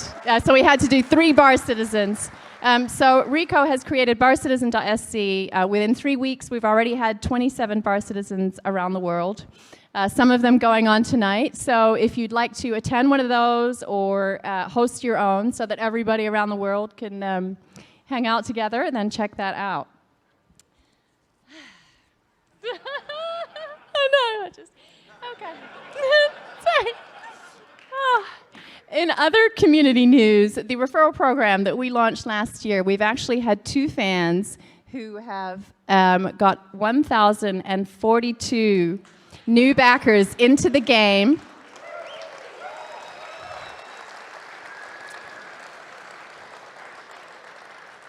And both of them receive a Million Mile High Club that they can invite their friends to. The first one, I think we mentioned him last year at the live stream. His name is AlphaCast, and he's from France. And then the other one, Shwimi, is from the USA. So give it up for those 2.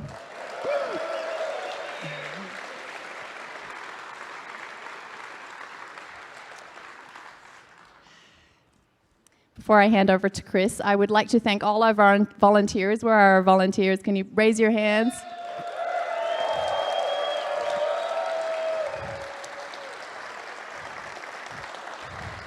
All of our streamers and streaming for the past 3 days. Where are you?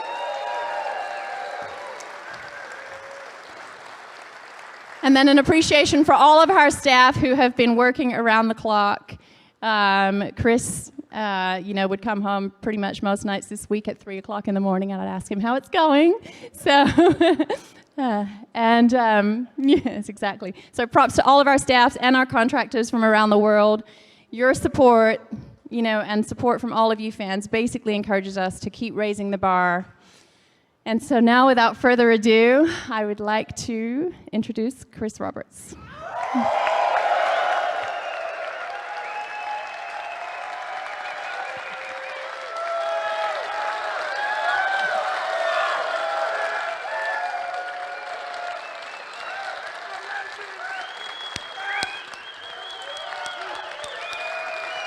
So, really, I should applaud you. I mean, we made that video for you guys because that is genuinely the way that everybody at any one of our studios and everyone that is at partners like Behavior or Turbulent feel, because we would not be here, we would not have the opportunity of building the game we are, pushing the boundaries we are without everyone that's in this community, in this room, that's in the community around the world. So, I'm a Star Citizen, and thank you guys so much, because you guys are fucking awesome.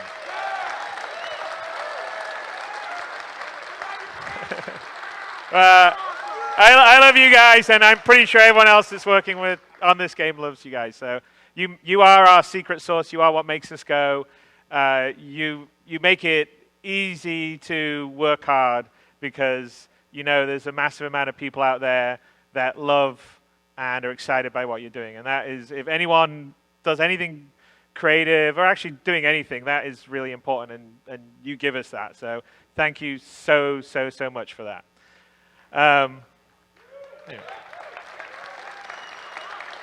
So as a bit of a reflection, because I look back, sometimes you're so busy working and just what are we doing tomorrow, you don't ever get a chance to go and say, you know what, it's amazing what we've achieved already during the past 4 years, and what we're going to do in the future is going to be even better. But I look back on it, and I look at that video and I go, this is incredible. We have such an amazing community. We've built so many, there's so many connections being built. There's a lot of, people are playing games now, they're streaming now. It's just a fraction of what's going to be in the final game, but I keep reading stuff online and seeing these YouTube videos or seeing Twitch streams, and I'm going, wow, that looks cool. And I can't believe that all these people spent an hour trying to find someone stranded on the far side of a moon somewhere or an asteroid field. And generally, most gaming communities tend to sort of shoot each other and troll each other. And I know we have a little bit of that in our community, but I think I would say more often than not we have a community that helps each other out, and they help each other play the game, understand the game. They do a much better. You guys do a much better job than us in terms of actually educating on how to play the game. We're going to get better at that. But we're busy building sort of some of the core tech and everything. But because of you guys, we've sort of grown. So looking back at it, if you take a look at it here, I mean, this is sort of a timeline we thought it'd be interesting to lay out. Obviously we launched 4 years ago tomorrow, back in October of 2012. I look a little younger there, by the way. It's a little bit like the US presidency, I think. You sort of age a lot as you get into it. And so, obviously we got the money, but then you've got to get the offices and start hiring people. So our first office opened in January of 2013 in Austin, and I think we started with 11 or 12 or 13 people. Then we opened the LA offices in April of that year, where we had, I think, about 5 or 6 people. We managed to get the Hangar module out in 2013, which was actually quite an achievement, considering we were still just opening offices and had a very small number of people.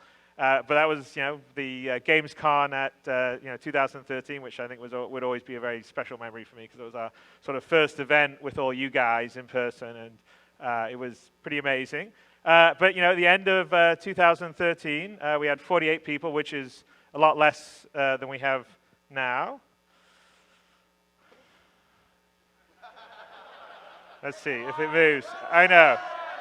Eric, I don't know why it's not moving. Yeah, red 1, there you go. Okay. And then we're lucky enough to have my brother and some other key, old friend. I mean, I have Nick Elms, who was working on this presentation, who's our creative director of Foundry 42. So Nick and myself and my brother and Phil Meller all grew up together, and then there's a few other key members of Foundry 42 that are here that we've known for years. We worked on Starlancer together, so, for instance, Derek Sr., and later on Paul Jones, and they're all here around the audience, so get a drink with them later on. But we opened Magic. We're very lucky to have them come aboard in January, and it was mostly because of your guys' support that I felt comfortable enough to go to my brother, who was, he was at Traveler's Tales making Lego games, doing really well, and they all had very safe, secure jobs in big corporate America. And I said, hey, you want to come and do something a bit more risky, but potentially more fun? And they said, well, there's only so many years you can make Lego games. And I was lucky enough to get him aboard. So we worked really hard to get the Arena Commander out that year, which was a combination between the UK team coming on board and the US teams working on it. And by the end of 2014, we had 161 people. So that's from 48 to 161 is pretty big. And we got 1.0 out by December of that year, which had a whole bunch of ships. And like I said, the dogfight model was out in the middle of June. And we started to do the first performance capture for Foundry 42 in April of 2015. Let's see if this will advance now. Oops, hang on. Well, that's the TV screen. It's not advancing for some. What's going on? There we go. All right, they've advanced it. I think they're advancing it up in the booth, and I'm not advancing it. I don't know why the advance key's not working, but the switch the screen key works for some reason. So anyway, and then in 2015, besides shooting Squadron 42, we got the Frankfurt office, and they've made massive contributions. You are actually going to see a lot of some of the core work they've done. We've got an incredibly talented team there. We have Brian Chambers representing from Frankfurt here. So if you see him with his kind of rocker hair hanging out, he's as cool in person as he looks. We got 2.0 out at the end of last year, which was a huge milestone because that had the 64-bit large world, multi-cruise ships, and a lot of the beginnings of the core tech that's going to power Star Citizen.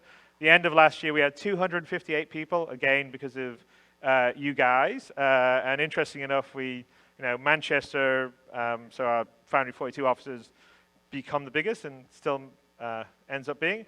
Then of June of this year, we got 2.4 out, which is the first iteration of Star Citizen Alpha that has some level of persistence, and that is just going to increase as we go on. So your character will keep and keep his items and eventually sort of get wear and tear and grow old and all the rest of the stuff. So that'll be very cool. And we launched 2.5, which had sort of an extra sort of spawning area, Grim Hex, which I hear a lot of people camp out and shoot people when they try to get out of it at the moment in August. So, you got Outlaw and good guys. All right, let me try to see if this is going to move. Eric, can you advance that, please? Help me. Save me. There you go. So today we have 363 people, which is an amazing amount. I know. So those are the numbers split between the places.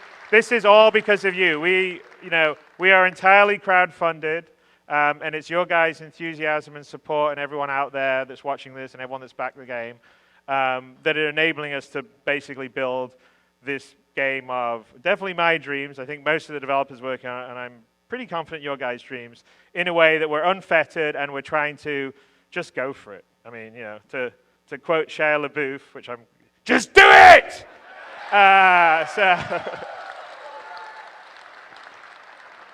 Anyway, sorry, I saw that video recently when we were getting our CitizenCon stuff and thought it was quite amusing. Yeah.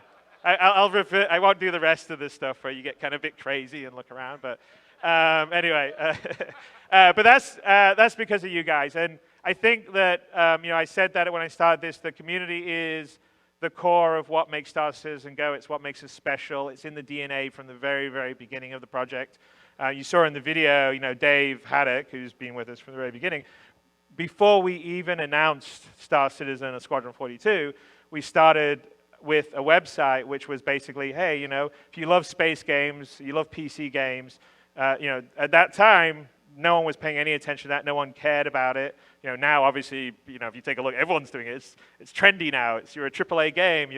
They're doing a Call of Duty that's set in space. So, it's like we've become mainstream. But back then, there wasn't. And we said, it was basically just, I miss this kind of game. I love it. That's the game I used to make. And I sort of felt like, well, that was the whole impetus of Star Citizen.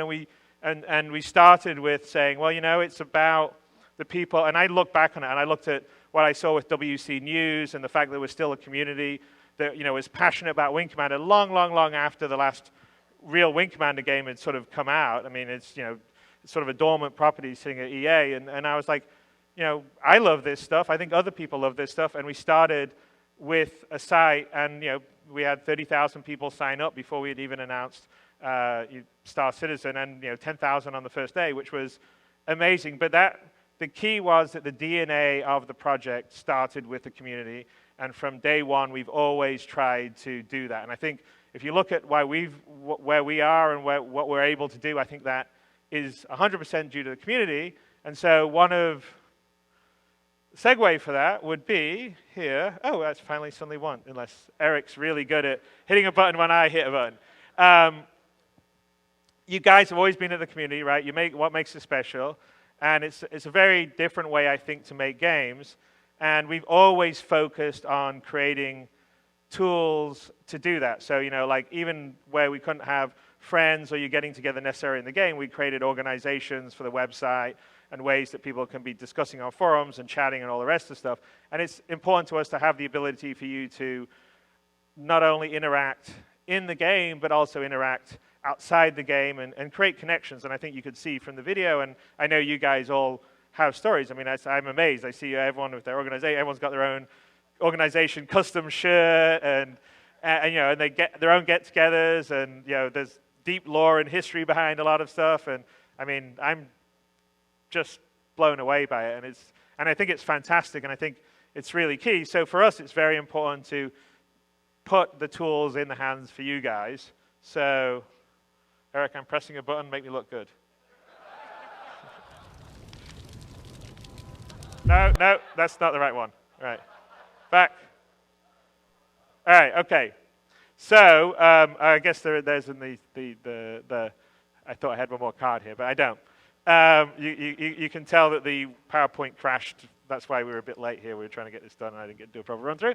So I'm going to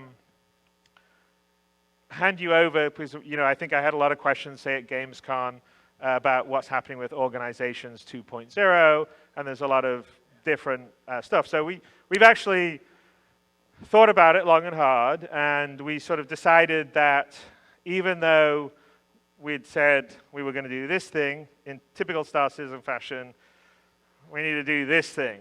And we want to make sure that we give you guys tools in such a way that you'll be able to interact and communicate in-game, out-of-game, in a sort of fluid way that is very indicative of today's modern internet age. So I'm going to hand you over to John Erskine, who's our VP of Online Operations and Publishing, and Benoit, who is the Chief Technical Officer of Turbulent, who are amazing. They build our web platform. They're up nominated for an award for the Adobe Cutting Edge Award, and you guys should all vote for them. But I'm going to hand you over to them, and they're going to tell you about what we have in the works for you guys on the community front. Here we go. Thank you. Well, hey, it's really a thrill to be here with you today. It's exciting to be at another CitizenCon event. We're going to switch over to some other slides here, and I'm going to tell you a little bit about what we've been doing on the platform side. I'm going to continue with the theme that we've begun here today to talk about engagement and sharing. If we look at the vision that we have on our platform, as Chris mentioned, this is something that's been core to the concept of Star Citizen even before the project was formally announced. We want to share this experience with you, and we want to share content to you, and we want to get feedback from you. And so this idea of connecting with our community and then allowing communities to connect with each other is literally the core of Star Citizen. And I have to tell you personally, it's really amazing to work with someone like Chris who understands this in the core of his DNA, because I have worked at other companies where you'd have to pitch these kinds of ideas to somebody who might be kind of skeptical, really. With Chris, a lot of times it's the other way around. We may sort of come with some ideas and he'll say, well, guys, I don't think you're thinking big enough here. So I'm going to share an example of that with you today. Our goal from the platform is to be able for you to experience the game. You need to be able to do basic things like get the game and buy the game and download the game and patch the game. But we also want you to be able to connect with other people, both inside the game itself, but also in the real world. Because as we look at how technology has moved today, there's less of a distinction between the virtual world and the real world, and every day those walls are coming down further and further. So that's really a core vision that we have on the platform. So we've had the opportunity already to build some really cool and revolutionary tools on our platform, and we've shared them with the community of Star Citizen. We have some traditional things like forums. You know, forums have been around for a long time. We've been able to build some things that we believe advance traditional things, like, you know, most online games have some sort of guild and grouping system, and we have our organization system. I think it's unique that we released the organization system so early in the development process, and people were able to create organizations almost 3 years ago, I believe, maybe 2.5 years ago. And as I have some stats on the next slide, but we have an amazing number of people and an amazing number of organizations already. We've been able to build things like the community hub, so it's easy to share content on our site. We've been able to do things in the game, like having the rental system and being able to use your UEC to do things in the game. And we've been able to do some things that are really unique, like the Issue Council, where people are able to actually actively participate in the process of reporting bugs and verifying bugs and prioritizing bugs and doing all that. And I know from talking with other developers, they're very jealous of the system because, first of all, they don't have the technical piece, and second, most people don't have fans who care enough to actually be that involved. So I think that's a very revolutionary tool that we've already built. So thank you for your involvement there. We had some stats in the video, but I'll come back to a couple of these to talk about engagement. You know, on our forums today, which are pretty traditional forums, we've had almost 500,000 unique threads. We've had 7 million people actually write a comment to those threads, and 300 million views of those threads. Those are incredible numbers. It's a huge community, and it's a huge amount of engagement. And in the organization system, as you can see, we have more than 40,000, or almost more than 40,000 organizations today, which is staggering.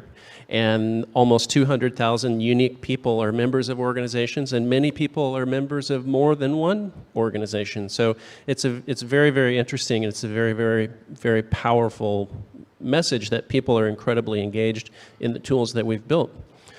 So, you know, last year at CitizenCon, we announced and launched the star map, which was, yeah, super cool.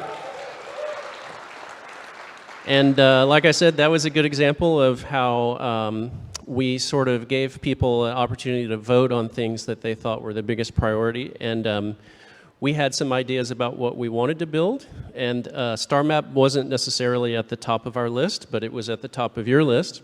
And so we changed some of our priorities around, and we came up with a plan, and then we found out that we weren't thinking big enough. So we made something that's very, very revolutionary to be able to have such an amazing tool on the web to explore the game universe in such visual fidelity. And so after we launched the star map, Benoit and I started looking more at our roadmap and our priorities to decide what we should do next.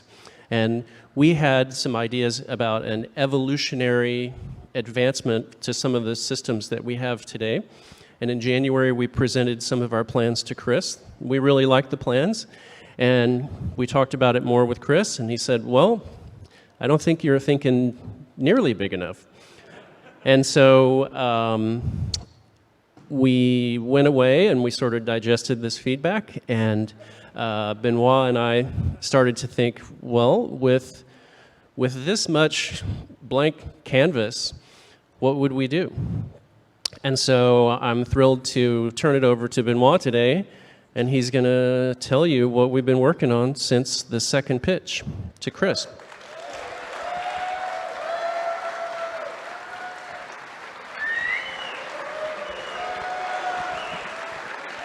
Hello. This is the second time Chris does this to me, and I need to come in front of you guys to show you what we're working on. I'm pretty excited to be able to show you what we came up with based on the "you're not thinking big enough" statement. And so when we presented Orgs 2.1 to Chris, which was basically a new forum system for your guild, we quickly saw that the feature set that we needed to be way bigger than just a traditional forum engine. Also, we didn't want to just build a forum engine for the sake of it, which is, you know, it's still a pretty old medium. So we wanted to basically start reinventing that. You can switch. And so we came up with Spectrum. The name was coined just as naturally as that, because we felt that it represented that it was already in the lore, and so it was the perfect way to sort of name this tool. And so what Spectrum is a real-time web application that offers all community communications in Star Citizen. So that's the high level. Now, to present it, I need to deepen into it. Now, this is the result of almost a year of work and labor of love from the Turbulent team, who has been iterating and iterating on that, looking at what's already there. And this is what we came up with. And so it's modeled after contemporary communication platforms. I'm sure you guys use many of those. And so we did not start to reinvent things from the ground up. We really took something and tried to make it as usable as possible based on what existed. We used modern technologies to build it. That means we did not go the classic route of building an application in a low-level language. We went with web technologies that can now be on the desktop, that can allow for rapid development, which was already a groundbreaking moment to be able to change the stack and go faster. And then when we pitched the idea, it came really quickly that this tool could become also solve a major problem in the game, which was how do we differentiate between in fiction and out of fiction? We want to bring you guys, like your friends at work, you want to be able to talk to him. How do we differentiate between that and somebody who's actually in the game? And so Spectrum becomes the natural conduit for that. Now, focus on usability. The in-game UIs will always be focused on being diegetic and super sci-fi-ish.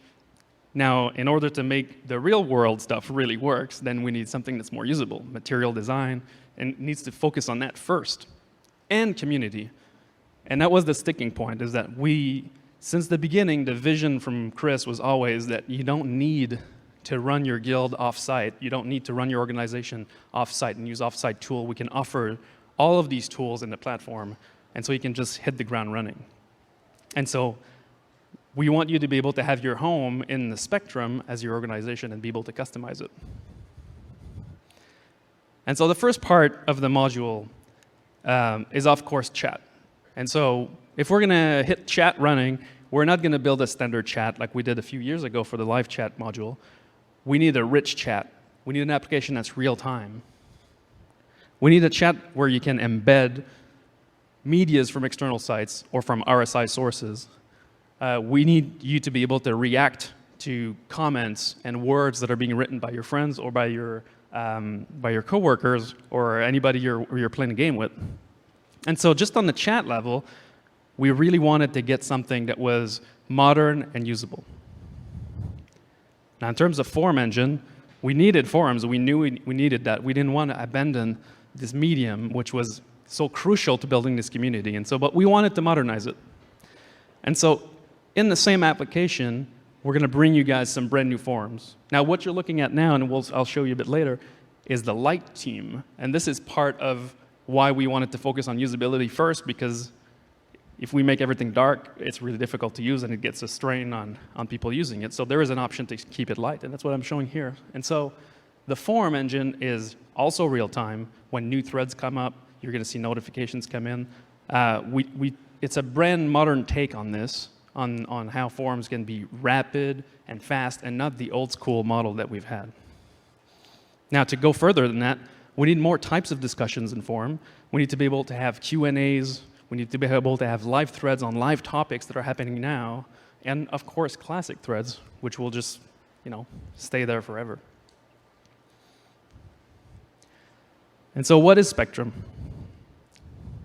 Well, first, it's private messaging and chat and forums. And so we needed to solve private messaging, because I'm sure you guys have used the private messaging on the forums currently. Everybody's pretty much in agreement there. We need a private messaging solution, and so Spectrum implements that. We needed presence, and so to be able to tell online if your friends are in the game, or even just in Spectrum, so we needed to be able to have presence displayed on there. Notifications and alert. So if you're watching a thread, you wrote a thread, somebody mentions, you need to be able to know about that. That encourages this flow of information across the board, and so notifications were core to that. Of course, all of these features, they're awesome, but they need to be sandboxed. And so for each of your orgs in Spectrum, you will have access to all those features. And so as you build up your organization, you'll have access directly to features to build your own chat lobbies, your own forums, your own notifications based on that. And so you'll be able to switch context, create a group with your friends, access it in there, create a lobby, and boom, you're done, hit the ground running. And so what is Spectrum? Well, it's all of these things. It's real time, it's modern chat, modern forums, it's private group messaging, online presence, notifications and alerts, and namespaces. And this is the core of what this new app is. It's also voice, because we need to have voice transmission. And so you can advance more. And so on the voice part, we needed to be able to carry voice outside of the game, because as everybody knows and you have experience playing games, you want voice to be carried by an external program and not by the game client, because when the game client has an issue, well, you need to be able to talk to your friends and say, I'm rebooting the game. And so Spectrum is going to be your lifeline for that. But of course, Chris wasn't going to settle with that. we can't have non-spatialized voice in Star Citizen, and so Spectrum will be able to send voice datagrams to the game and have it be spatialized and treated inside the game for additional treatment and immersion. And so that's going to be the ultimate goal. And so when you put all these pieces together, you get an interface that looks a bit like this. You've got your top-notch sidebar, party system, voice channels, voice chat, and notifications all into one. And so this is what the dark team looks like. We can switch to the light team in a pinch. And so you'll be able to swap back and forth whenever you want.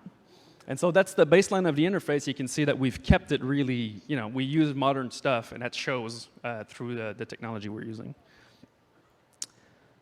Now, of course, this needs to go everywhere. So it's a web app. It's a desktop application, and like Chris likes to say, Spectrum is the launcher.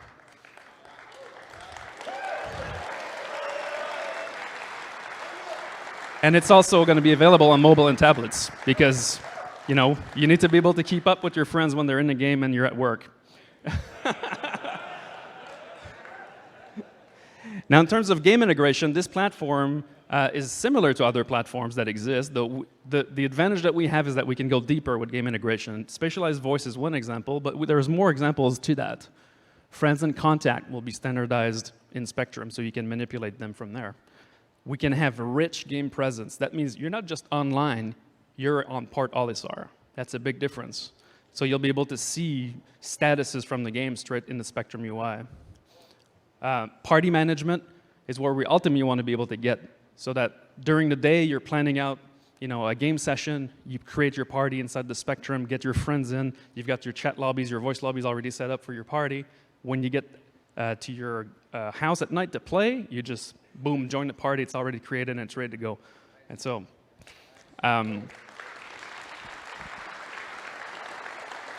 location-aware lobbies will allow us to basically have voice lobbies and chat lobbies that are based on in-game locations. So just by being in a location, we'll create this dynamic lobby and you'll be able to use it. You can see Spectrum as the real-world arm to the universe that Chris is building. And so when game events occur and you need to be notified on your mobile or whatever, Spectrum will be the transmission for those, and so you'll be able to receive them this way. There's going to be also, Spectrum will be available inside an overlay on the game, so you'll be able to see who's talking, voice, change your voice channels, open the full Spectrum UI, and chat with your friends directly from the game. And so it really becomes the in and out universe communication bridge for the game. And so now this was cool. I showed you some screens, talked a bit about it, but I'd like to show you where we're at. We're not ready to ship just yet, but I can demo the interface that we have on our development environment that we call Future, because we're hipsters like that. And you'll see that it's all generated with text from Alice in Wonderland, because it's our test generator, generates forum threads and channels and all that stuff. But I can just show you a bit where we are and where we're going to be there in a few weeks, I hope.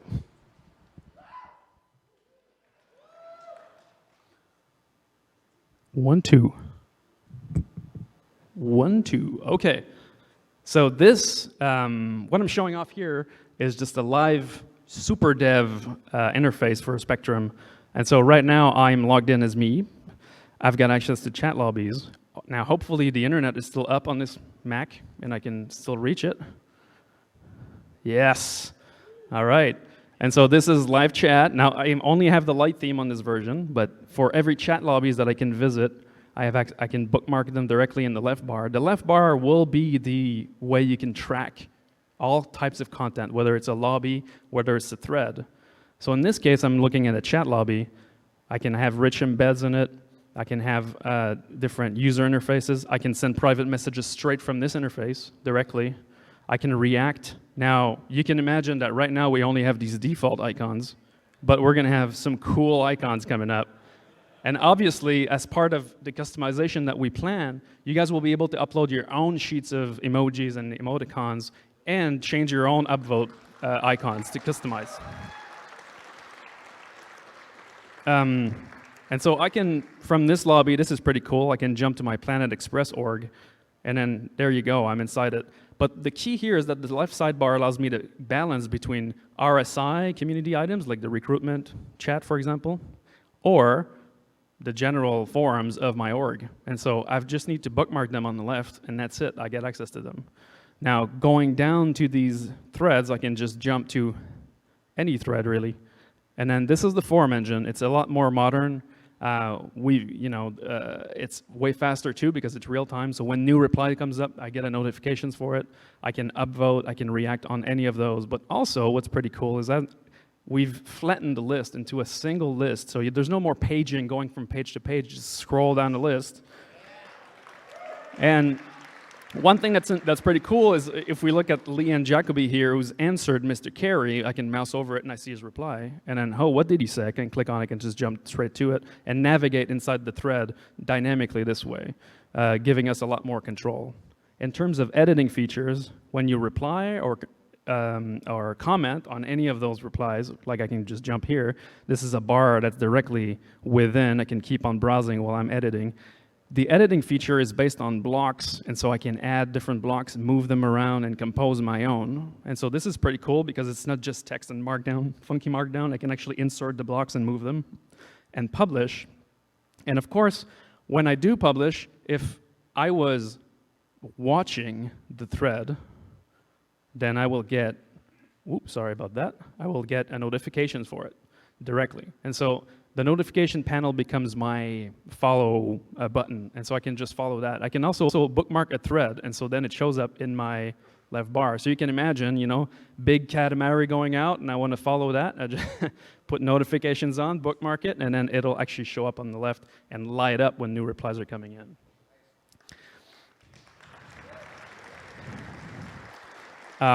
Private messaging, of course, I was chatting with John earlier, so it was right here. I can actually check this out, and then I'm right in there, get my notifications for my private messaging and settings. And so this is the state of Spectrum right now. This is where we're going. We're a few weeks out from this first release, which will already allow you to create chat lobbies and forums and full control over that.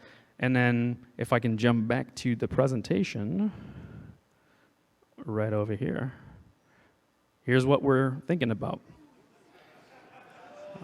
Okay, so the soon trademark in this case is pretty close. We're thinking before the end of the year, we want to have this first release out because we want this in your hands so you can tell us what you like or dislike about it.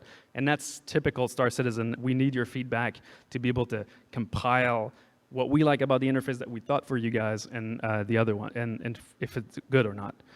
So in this software release, so it's browser only, but it's going to have forums and chat, notifications, private messaging, and friends. One thing that I did not show, I can just jump back, is search.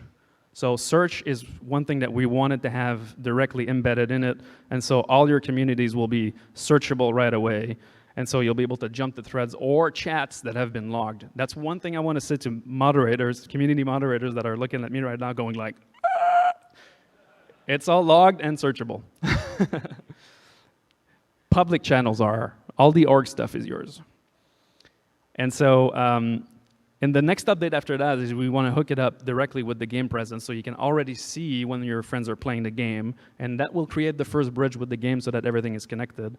And the customization options I named, like being able to add your custom emojis, your custom upvote buttons, that'll be in that second release. And then after that, we're moving to a 6 to 8 week cycle for all of the remaining functions. So launcher, in-game overlay, voice support, and mobile. And so we're going to be working on Spectrum quite a bit. And this is only the beginning because, as you can see, you can already imagine how we can bring down the organization system management in it or add more features to it. And so this is going to become a really important tool that you'll have. Since you'll have the installer and you'll have the launcher, you'll have Spectrum installed. And so that's it. That's what I want to show you guys.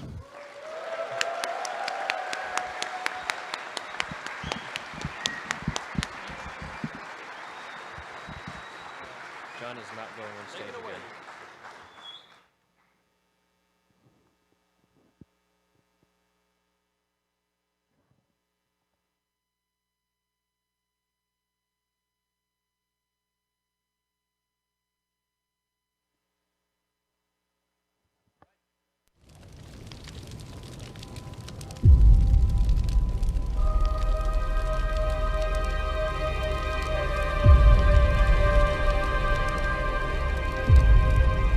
1 year ago, our lives were shattered. But we have not forgotten.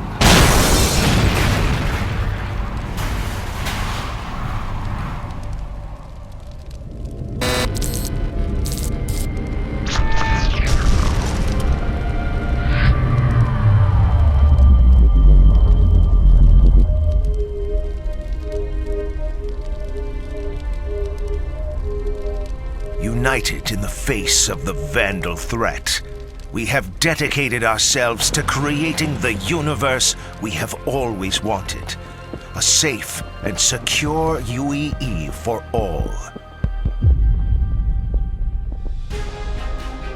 Thanks to your continued support in the sale of war bonds, the UEE is proud to announce the Militia Mobilization Initiative, authorizing the sale of certain military-grade ships to ensure that civilian militias are properly equipped to defend the Empire in times of need. We will ensure a brighter future for our children. At the forefront of that effort is RSI's newest ship, the Polaris. Combining devastating firepower and searing speed, the Polaris-class corvette is effective against a wide variety of aggressors and scenarios. From delivering humanitarian aid to tactical operations, the Polaris's ability will make it an essential part of any fleet for years to come. But the Polaris is only the tip of the spear for this grand initiative. A full line of other ships are now available for a limited time. And to support faster mobilization and operational effectiveness, fleet formations are being offered in discounted, pre-designed ship teams. So stand in solidarity with the brave men and women who put their lives on the line and join them in protecting the dream that is the UEE. Answer the call today.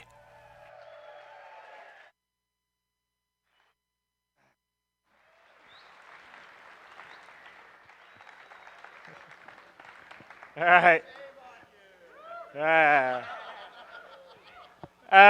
So anyway, you probably already know because it's been on Reddit. We sort of released the RSI Polaris Corvette, and I think yesterday was the best day we ever had in Star Citizen. And I mean, the one thing I do want to say though, because I know this sort of sometimes there's a bit of debate and controversy, it is your. No one needs to get a big fancy spaceship or anything else. If you spend $40 or $45 and do it, that's all you need. But the way I look at it is, getting a Corvette or whatever, a Constellation, is really just supporting development. I mean, that's kind of the way it looks like. And so for me, it should only be if someone's saying, you know what, I really like what these guys are doing. I want to support it. I love the process, and I'm there, and they're giving me a cool ship in the process. That's the way it should be, nothing more, nothing less, because you will absolutely be able to earn everything in-game playing, right? Just saying.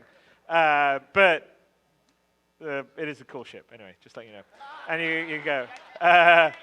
So we'll get off that, but thank you for everyone that's bought a Corvette, because it's what makes us go, it's what allows us to build the things that we're doing. And thank you to anyone that supported it, whether you've gotten a tiny little thing or a really big thing. Thank you very much. Okay, so I'm going to click. There we go. Oh, look at that. So we're going to I'm going to go through a bit boring update stuff now, and then we're going to show you some cool stuff. So first, Squadron 42, sort of tell you kind of where we're at on it. Squadron 42, like other things, like we just showed you Spectrum. And by the way, the one thing, just to segue back to where we were on that Benoit and John didn't mention is that the goal when we deliver Spectrum for the first time is also delivering the next generation launcher, which has the new patcher, which will not be downloading gigs of data all the time whenever we do a small test. Which I think would help people out. I mean, if you got fast internet, maybe it's not such a big deal, but with data caps and all the rest of stuff. And it's also frustrating even for us when we're patching on the dev side. It's like you change one file and suddenly there's at least 2 gigabytes. So the new system's really it's exponentially better. It will only be bringing down the things that change. So we're working hard to deliver the Spectrum and the new patcher for you before the end of the year. So I'm not going to give you any specific dates because I get shot when I do that. But our platform team's much more reliable than me. I'm an optimist. You have to be an optimist in this business.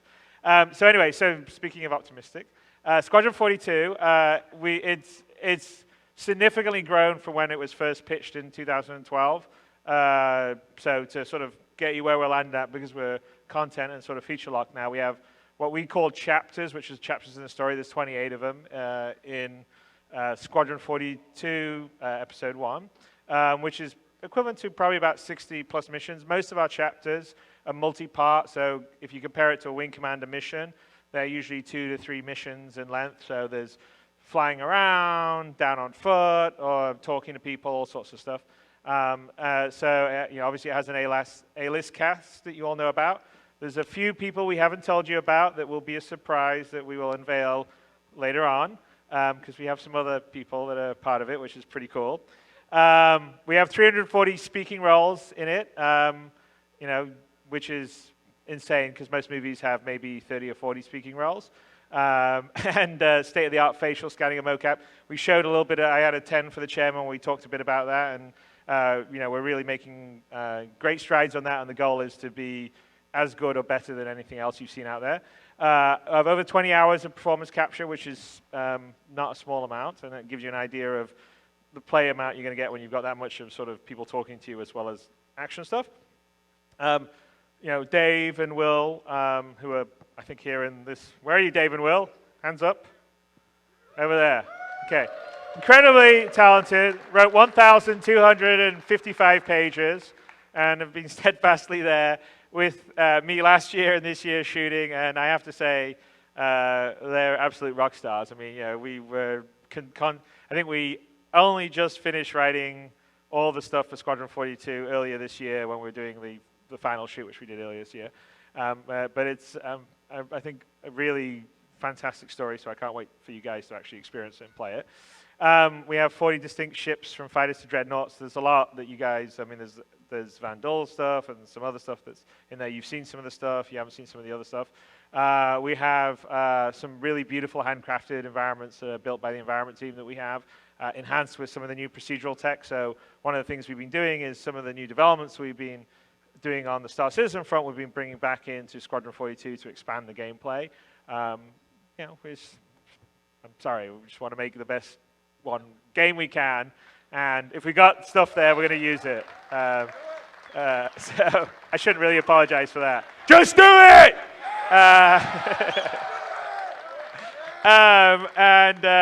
We're really working for systemic space and FPS gameplay.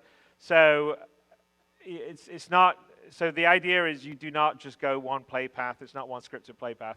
You can approach different missions different ways. So do you want to go the back door, stealth it? Do you want to go kick the front door down and guns blazing?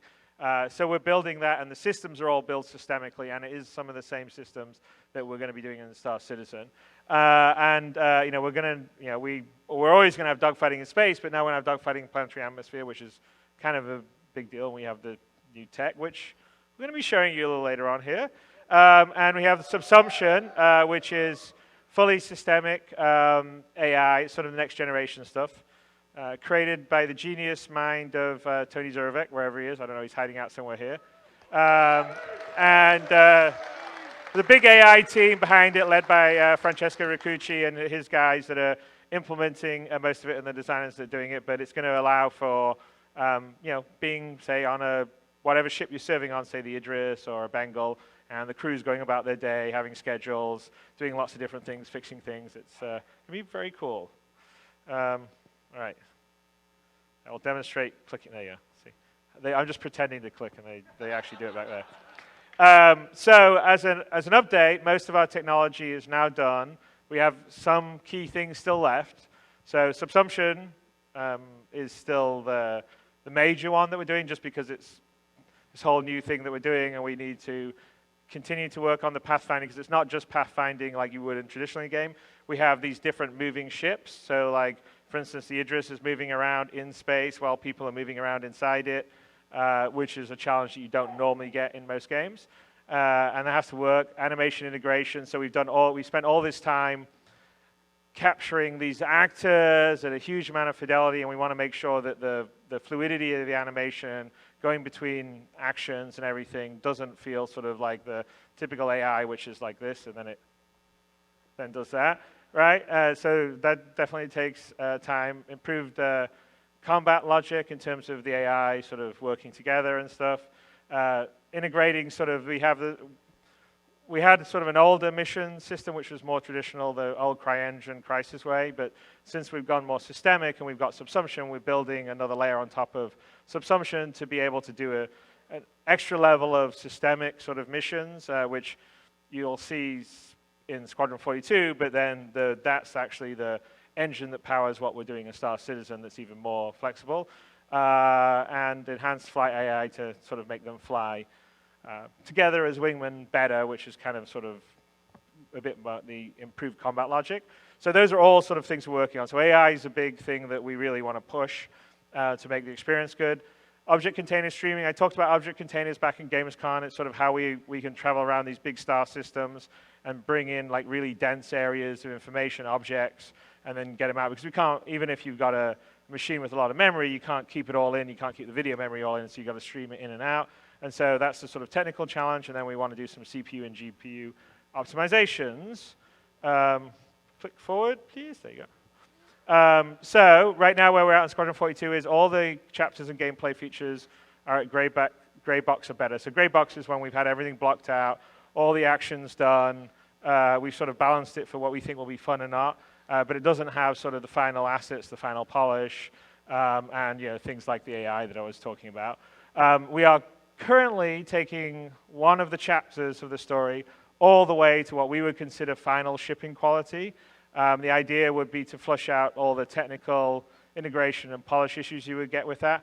And that was actually, I gave an interview, I don't know, 3 weeks ago, probably spoke too soon, and it's saying, we were hoping to show you a Squadron 42 mission, and we're not quite there yet. So we got very close. The team worked really hard, but we don't want to show it until we say, this is what it's going to be like in the final game with all the polish. And for our standpoint, we don't want to show something too early on Squadron 42. We want to show the final stuff, so I know bummer. But it's important because I think Squadron 42 itself is going to be a fantastic experience, but there is, work in progress, Star Citizen, yes, I think work in progress on Squadron 42 I don't really want to do because I am accused of being a bit of a perfectionist, but it does need to be a great experience. And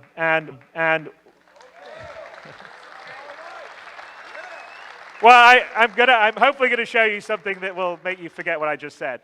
So we'll see. Maybe not, but then you can just buy me lots. You can buy me lots of drinks afterwards, or I'll drink lots of alcohol or do something. But one of the keys is that and I think Aaron said it in the video, and I feel that way. Is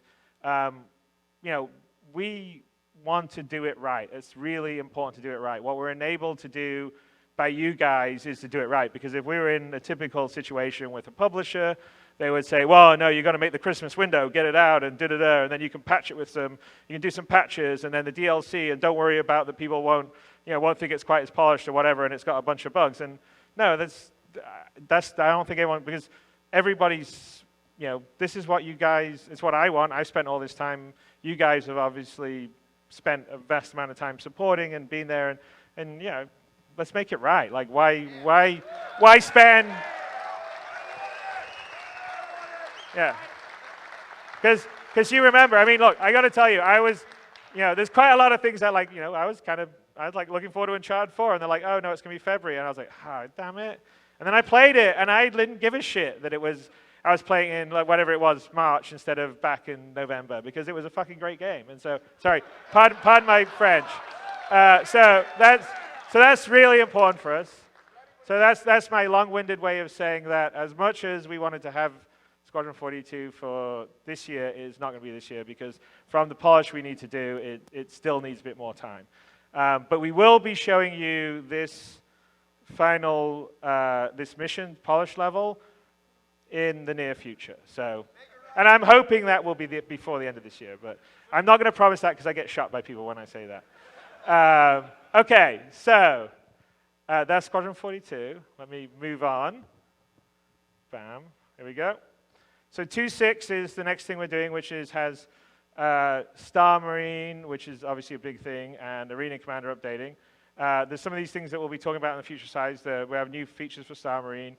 We're doing stuff for Arena Commander. We're adding more stuff for the Crusader map. We're refactoring the lobby and the leaderboards, which we talked about on a recent ATV episode. And also we also talked about the flight model, which we're also doing. And right now, the avocatai, I know we say it bad or wrong. What do we say? Avocados? Should I just say avocados? All right. There you go. Avocados they have a version of it built on the 2.5 release, giving some feedback, and we're listening to that, and that's kind of what the power and the beauty of this community is to do. So it's going to have the new music logic system in, which is actually pretty cool because it's a dynamic music system that's back in the old days of Wing Commander, we had a very more rudimentary version of that. And I think music creates a fair amount of emotion and gets you into the immersion and the mode and the action that you're doing. And so I think that's actually going to be a very subtle thing that will make things better. We have a sort of new camera. We've been working on the camera system for 2.6. I think that's important. I mean, I keep watching all the videos you guys do, and I'm like, okay, let's give them better tools and because you guys make awesome videos. I mean, a lot of times we're looking at videos where we're developing going, wow, that looks awesome. Did you see this? Did you see what they did? That's great. So we're going to have that in there. And one big thing what we're working on is to stop the chain loading of screens. So like you play a Arena Commander or a Star Marine game, you go back to a loading screen, do the lobby, and load again. So the idea is we won't do that. We're just going to go in there, and then there's no loading back and forth levels or anything. It's all just going to stay. You're going to go in once and there. So hopefully you'll be able to have more frequent games. So the focus for 2.6 for Arena Commander and Star Marine is to make it a really kind of fun, easy way to get in and just fly around in space and dogfight or run around on the ground and get into sort of FPS combat and make that sort of as polished as possible. So here we go. Boom. So Arena Commander. Did I miss Star Marine? Hang on a sec. Let's see. Nope. There we go. So we're going to have this new virtual ship. We showed it on the ATV. So instead of like having to go to the hangar to set your ship up, in the lobby screen you can click on your ship and you can do your loadout and equip your rec items, which will make things much better and faster. We're gonna have a new pirate swarm mode in addition to the Vandal swarm. Missiles will be persistent, so you can't just like, oh, I fire all my missiles and I crash into an asteroid to respawn with more missiles, which I think. I'm not saying everyone does it, but there's a few people that do that. We'll have sort of reloads and stuff that will help in the kind of gameplay, just to sort of make it a fun, combat experience. We'll have a scoring rebalance, and I think pretty much most of the ships you can fly normally in Crusader, you'll be able to fly in private matches. All right, here we go. On to the next. There we go. I swear. It's like. There we go. All right, Star Marine. There's going to be two maps you'll fight on. There'll be Station Damien, which is a smaller space station. It'll be a 4x4 map. And then there's going to be sort of a bigger sort of asteroid base, which is a 12v12, which we call Echo 11. There'll be two game modes. There'll be deathmatch and control, so control of areas, so you fight for control as teams. We have new armor, weapons, grenades, tactical visor, friendly player ID, which helps sometimes you want to shoot your friends instead of your eyes.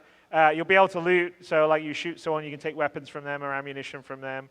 And we'll have achievements and ribbons. So it'll be both Arena Commander and Star Marine are having a lot of focus to sort of make the experience of just straight up sort of arena shooting, whether it's in space or on foot, sort of fun, quick, easy to get into, much better than what we've had to date. And I think that's kind of important so people can sort of have fun and play while we're working on this bigger epic.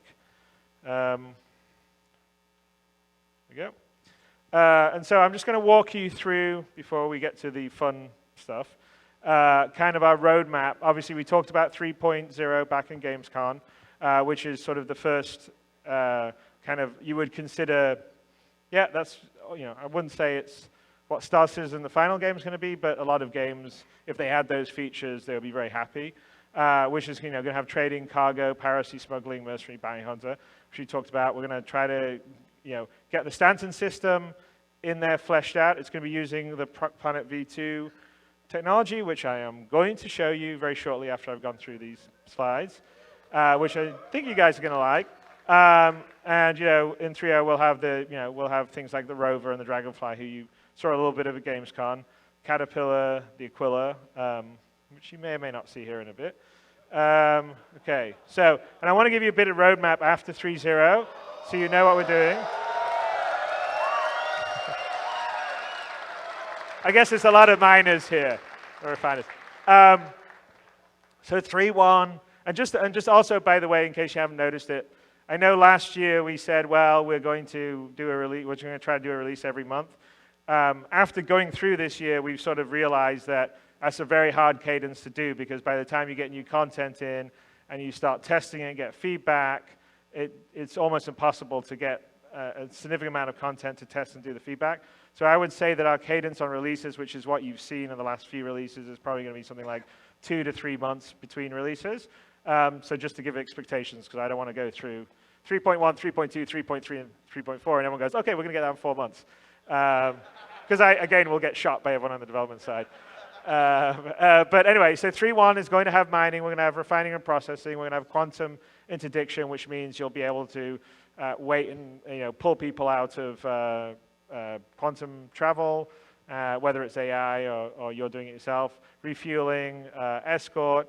We're going to add additional locations to Stanton, and we're going to have the new Drake ships. Well, we already have the red and blue, but in the new way we do ships. The Miss Cull Sea for trading, the Prospector for mining, and the Origin 85X, which was this kind of cool cruiser that was with the 890 jump. And if you already have an 890 jump, of course you will get that already. The next one up would be 3.2 with repair and salvage. So we'll be able to salvage and repair. So dive a bit deeper in mercenary, because we have some mercenary stuff that will be in 3.0, and we'll be sort of fleshing all these out. Again, adding more locations in Stanton and fleshing it out further. Finishing out the RSI ships in the new way, Terrapin, and then the variants of the Vanguard and the Reclaimer, which is a beautiful ship. And I know it's one of Nate's favorite ships, so if you know Nathan Disley likes the ship, it's going to be awesome. 3.3. Here's the one. Who knew farming was so popular? So what we're going to aim for 3.3 is farming, sort of the rescue side. Yeah. And then you can hit Tony up about all this here, because yet more fleshing out what we're doing with Stanton. And, the Anvil Carrack, which I think everyone's, the 890 jump, right? And the Merchantman. So there you go. And by the way, so once the Squadron 42, the Foundry 42 team working on the Squadron 42 ships, they're going up, they're actually all rolling. So the way we're going to do it is that our biggest vehicle team is in Foundry 42, and right now most of them are working on the Squadron 42 ships, because there's a lot of them. There's a lot of Vandal ships, a lot of UE big ships like the Bengal, the Idris, the Javelin. So they're all going to roll off onto sort of the big new ships, which are Carrack, Jump, Merchantman, the whole sea we had before. And the US vehicle teams are going to be focusing on sort of the more, the more contained, like, something like a Buccaneer or the F8 or something like that. So anyway, and so that's what we're going to have with 3.3. Here we go. And then finally, 4.0. So this is which will be, that'll be the first time we'll go beyond Stanton to other star systems. I'm not going to say how many star systems yet. Depends how much we'll be able to build with our content pipeline, which we'll show you a little bit up and coming here, which, but we're very focused on, if you've seen some of the ATV, how to author star systems at the quality level that we like, with a sense of lore and art and character and history, but be able to do planets, because I mean, sometimes in FPS games people spend forever, years just making a small 2x2 kilometer level, and obviously for us to build the system, the universe that we need to be a bit faster than that. But we will have 4.0 is when you will be able to jump to other star systems. Exploration and discovery will be sort of highlight there for obvious reasons. Science and research, and the RSI Orion and the Crucible will be two of the big ships that we will be doing there. So that's the roadmap for Star Citizen. So, and our goal is this is the roadmap going forward in over next year. Again, please don't hold me to dates, because everyone goes, "Why do you say that, Chris?" I'm like, oh. Anyway, it's always best laid plans of mice and men. Okay, so now we're going to get on to what we talked about. So it's demo time. So at GamesCon we showed you flying between locations, and that was our sort of V1 planetary tech. And I said that we have this V2 tech that you're not seeing. It's a whole nother level beyond what we were showing you.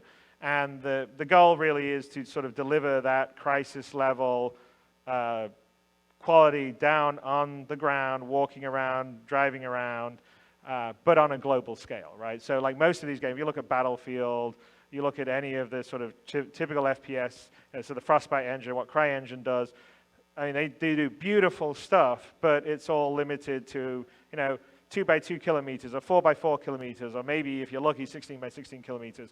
So for us, we want to have that level of quality, but on a planetary scale, and that is a big, big ask. The team in Frankfurt, who have mostly been leading this, are a lot of the guys that built CryEngine in the first place, and they are brilliant. And this has also been supported by a lot of the teams from the other studios, because a lot of our environment and the art and the content and the assets come from other places. But we are going to show you here, I'm going to show you a demo set in a planet. Now, we took a planet not necessarily that's in Stanton, because we wanted to have something that had more diverse ecosystems to sort of show you what the tech can do. And so this is the first time we're showing the tech publicly. Of course, like everything we do, it's going to get better and better. But it's a completely new terrain system. It seamlessly supports the sort of spherical terrain at planetary scale. So, most terrain systems are flat, whereas this, it's a planet, it's round, and you can go around every side, and the gravity and everything works. And the horizon line is the actual real horizon line. If you see something, you can walk to it. There is no cheating at all on it. It's all, I know, it's hard to believe it's not faked, I know. It's kind of like the moon landing, really.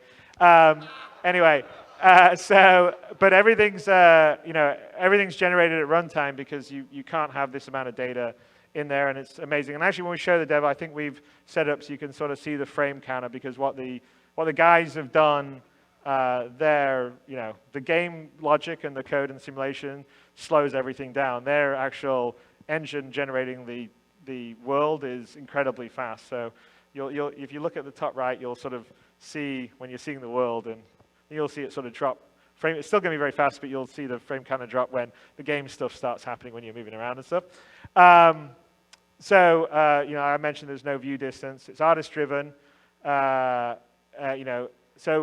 we and over here, I'm going to have Sean and Simon, who I'll introduce in a bit. We'll do a bit more of a deep dive after I've shown you this particular demo to talk a little about it. But longer term, the ATV episode for Frankfurt is going to really go into some of the tools that we use. They're awesome. Was that Brian saying Frankfurt? All right, just checking. That voice sounded familiar to me.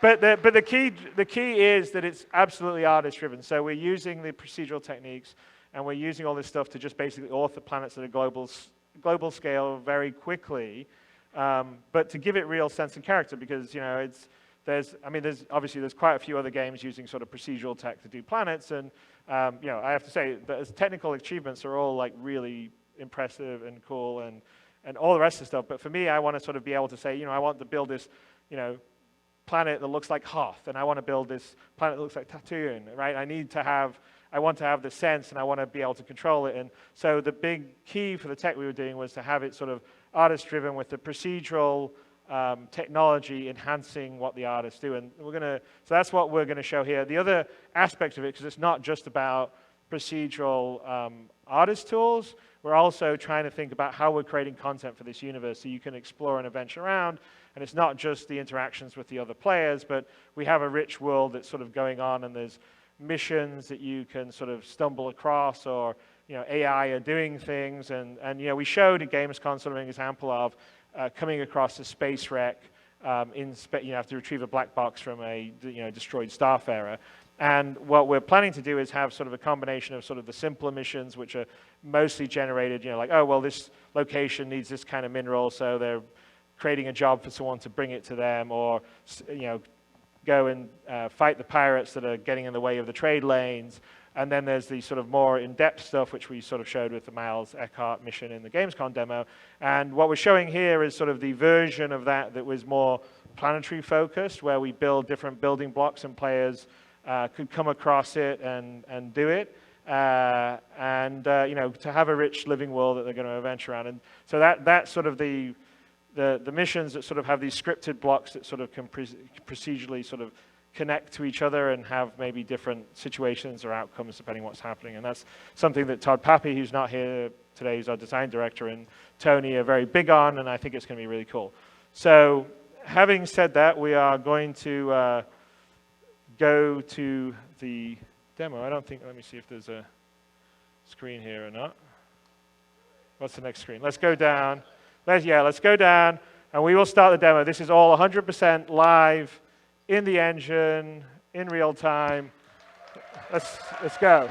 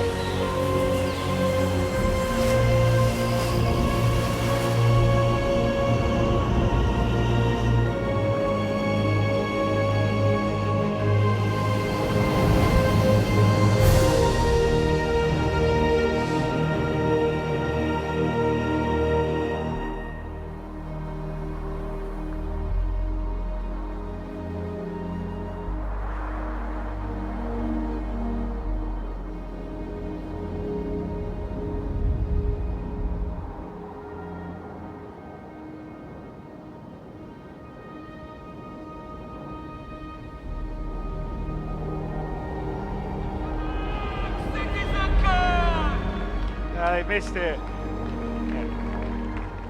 He actually says, hello, CitizenCon, but you guys are all laughing when you saw the guy.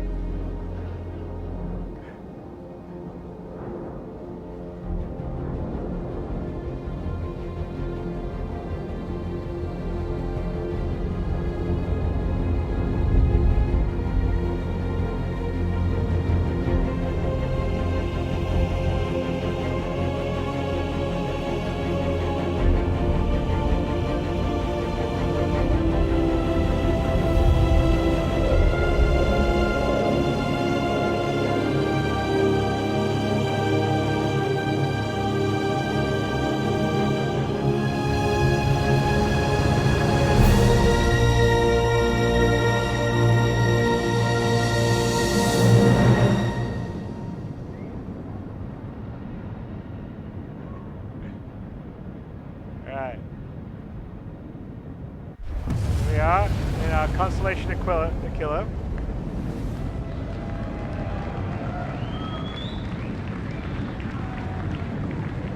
Contrails. So we're heading towards the distress beacon. So the idea with this would be that, you know, you potentially could get a mission where you get a distress beacon and you're going to find out on, you know, in this particular case, this planet. So we're heading towards it.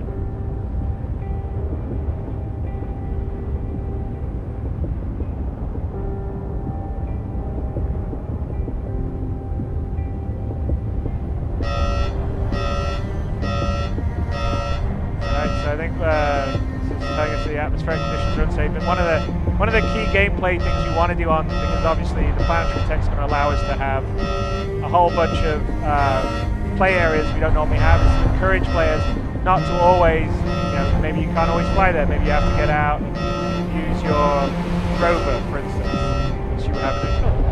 So it's fine, let's go find a landing zone. It's on the edge of the desert plain.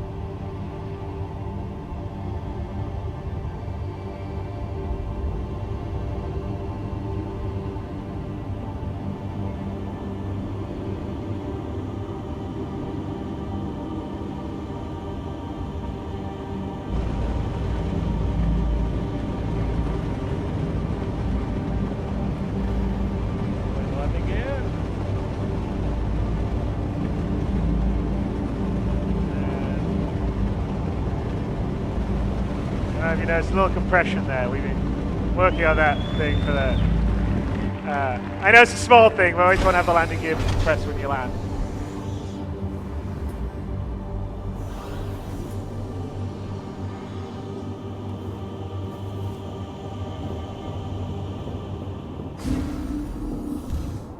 Alright, so we're going to head out to do some exploring and the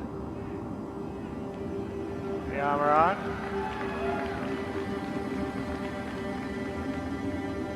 Alright, let's get ourselves. Let's be nice and tidy, close the locker up, and then grab our gun just in case there's some hostiles out there. I mean, but this is kind of an example, like for instance, you shouldn't be able to sort of sit in heavy armor flying a ship. Maybe you're in your flight suit and then you go and equip your armor or your EVA suit when you need to go outside and do stuff. And so you sort of want to make it quite immersive and have different reasons to be equipping and using different stuff. So if you notice, this is the actor that we had that was in People to Planet. He's actually in Squadron 42. He plays a character called Joachim Steiger. So let's go and see the distress beacons about almost 3 kilometers away over there. We get our scope out. All right, so Let's figure out how to get there since we can't fly. So, handily, we've got the Constellation Killer, so we have a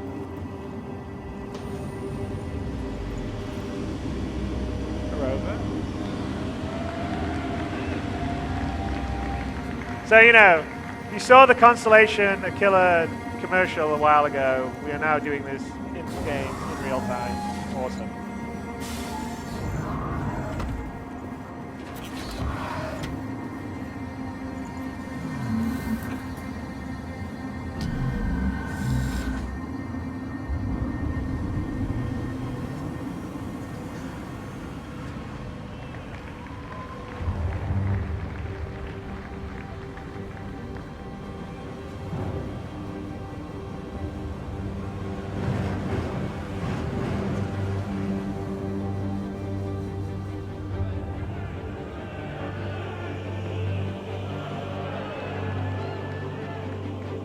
All right.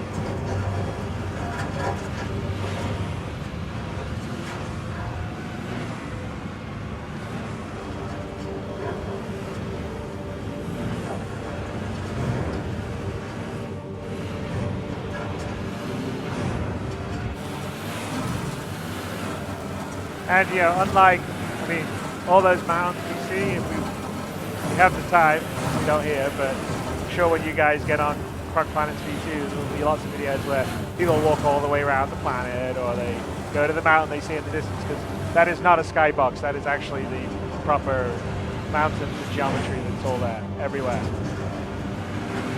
And that's actually the liberating thing with this tech, is when we build the planet on a planetary scale at this level of detail, and of course you can see up close that it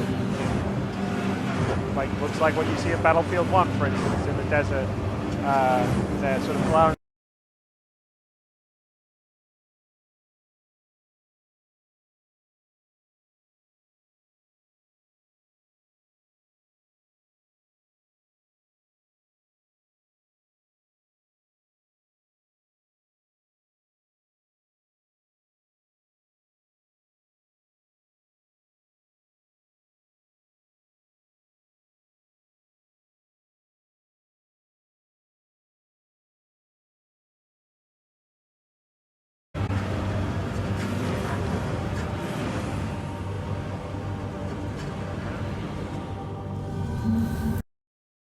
heed the atmospheric unsafe flight warning.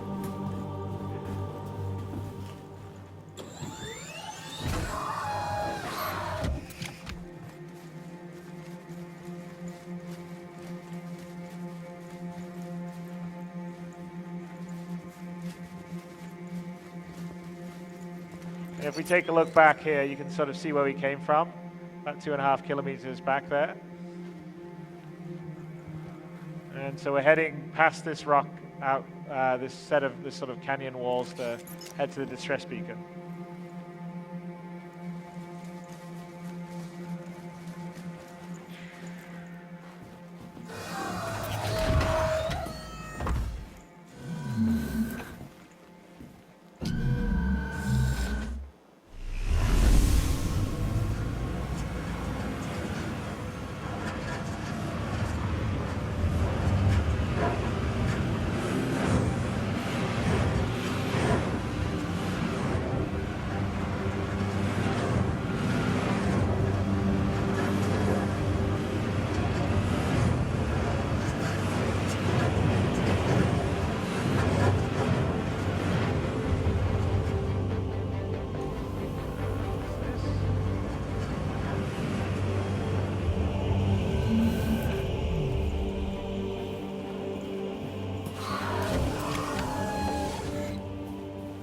to check out something else we had here. A little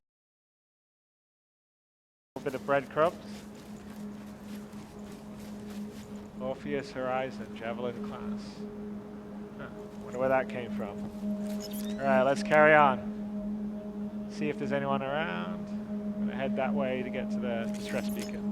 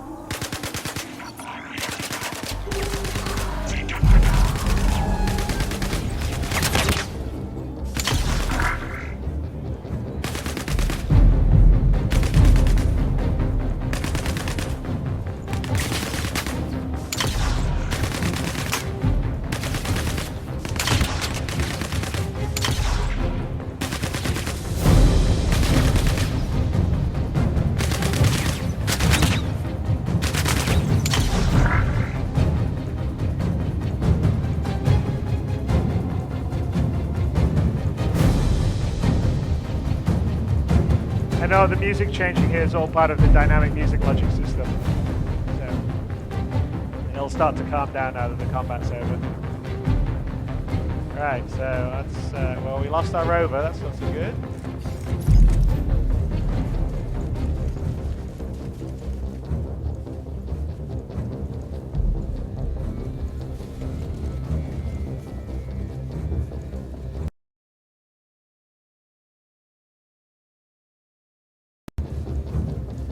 Distress beacons coming from.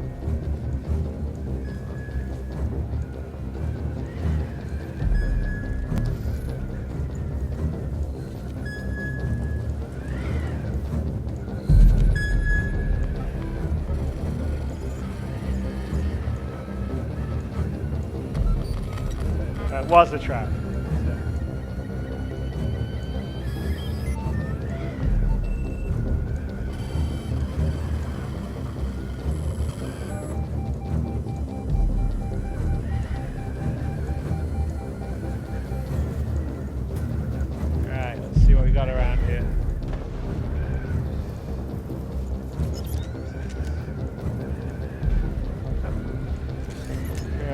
Conveniently, some Sand Nomad Dragonflies.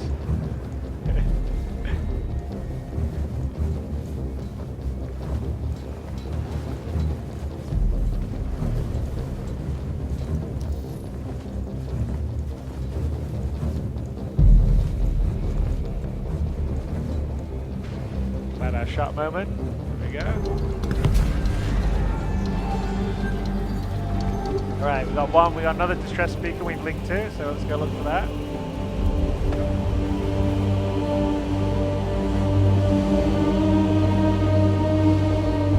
And remember, we came all the way down from planet, all the way down here, and we're down, driving around in this level of detail. So that's kind of a big testimony to what the Proc Planet V2 stuff does, and the tools.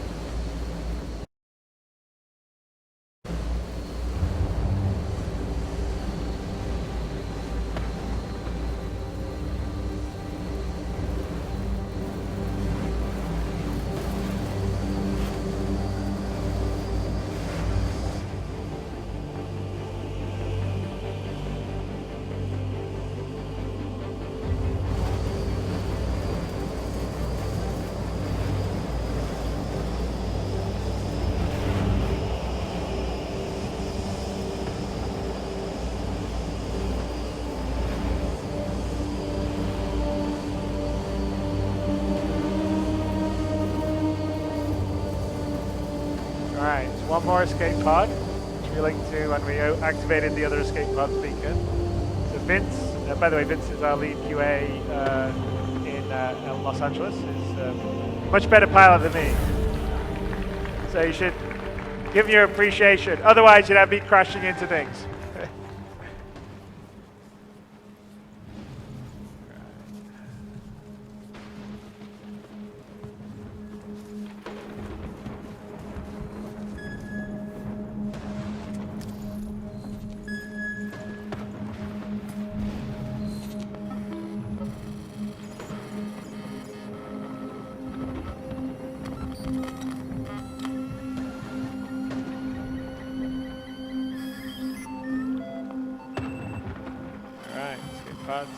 Location every class.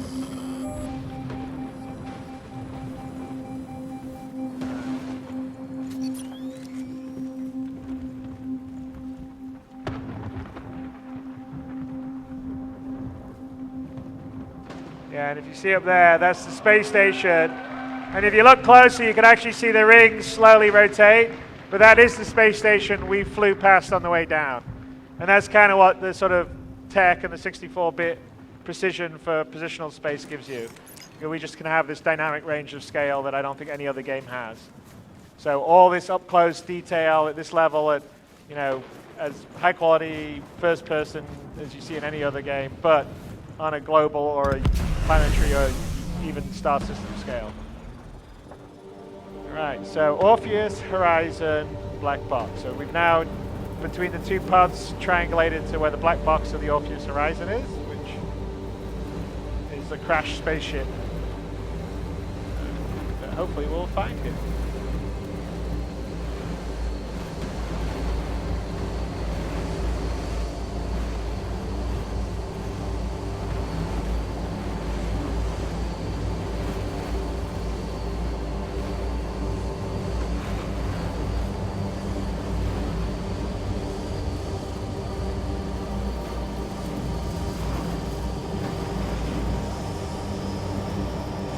Vince is undeterred by the impending sandstorm.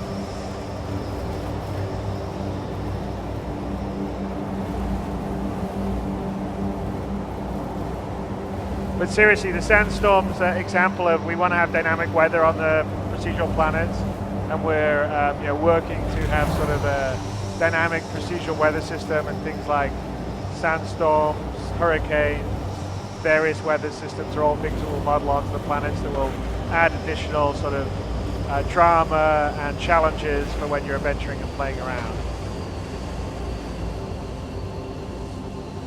All right, let's go check out what a piece of wreckage is. See anything?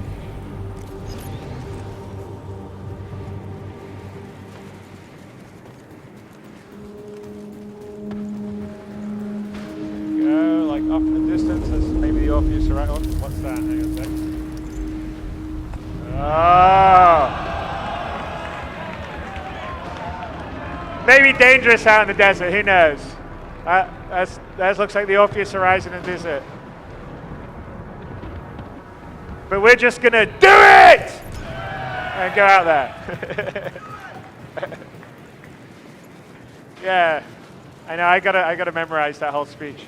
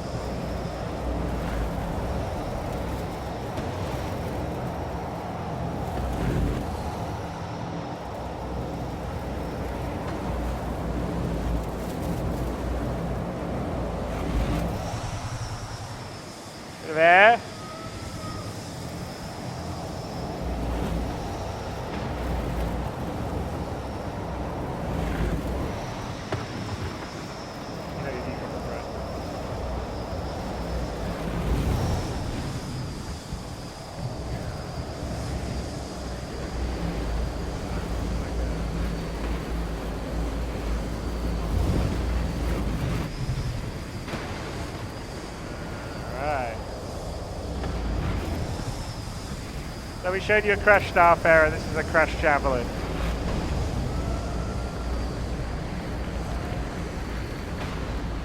I think we'll just pop off here. We're still about 200 meters away. And check out where we're going. Not sure if there's any... Nope. Let's see. Hang on a second. Looks like there's a sad nomad. So should we shoot him? Alright. Oh! Nice shot, man.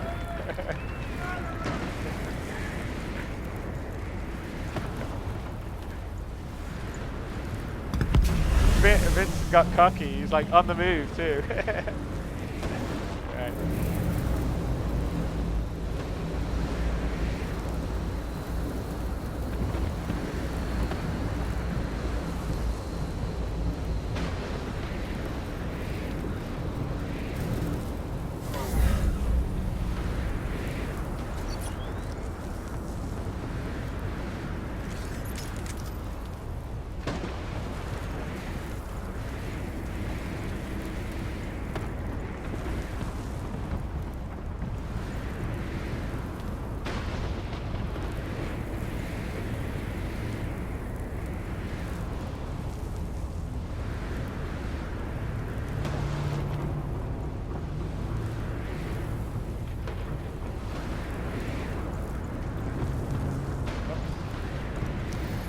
Second.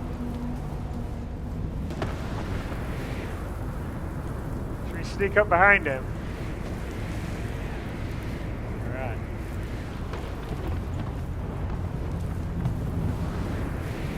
Yeah, I guess he's watching the incoming sandstorm.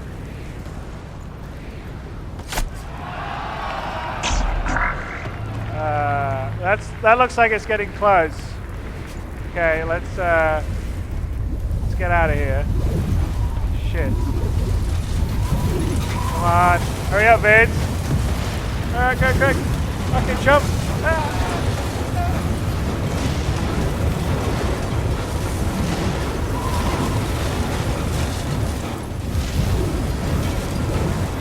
Hang on.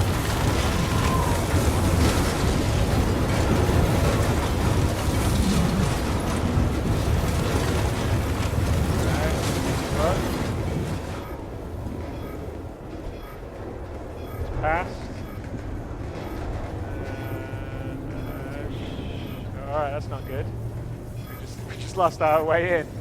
Alright, let's see here. That's where the black box is. Oh, hang on a sec. Is it nomad? Oh, shit.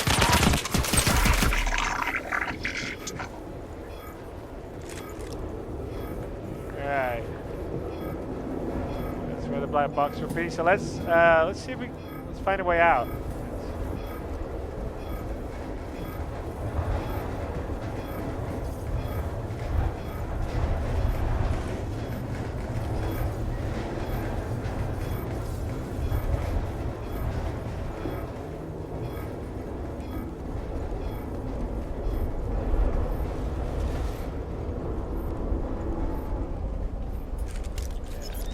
Put our little thing here, we can go where our rover was, and that's where we were, the Connie up there, which is probably about, I think, 8 or 9 kilometers away.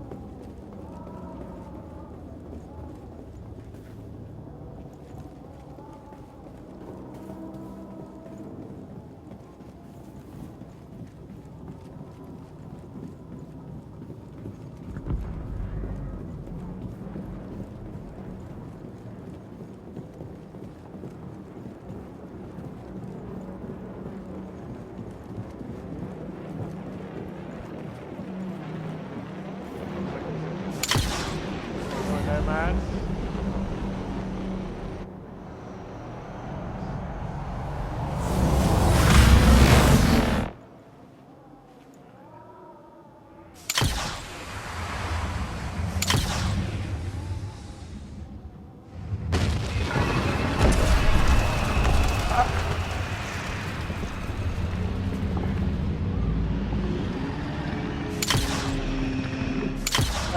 Maybe that's not such a good idea.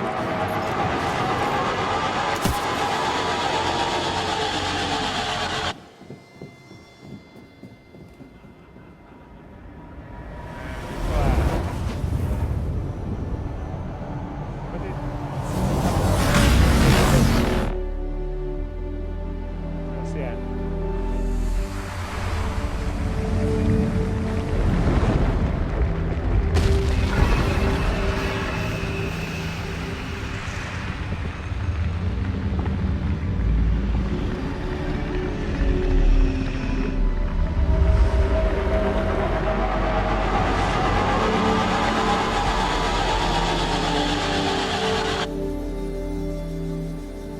How did it? Okay, that's the first time it's ever done that. But you get to see the pull-out twice now. How did it go to the console? Did you hit a key or did you...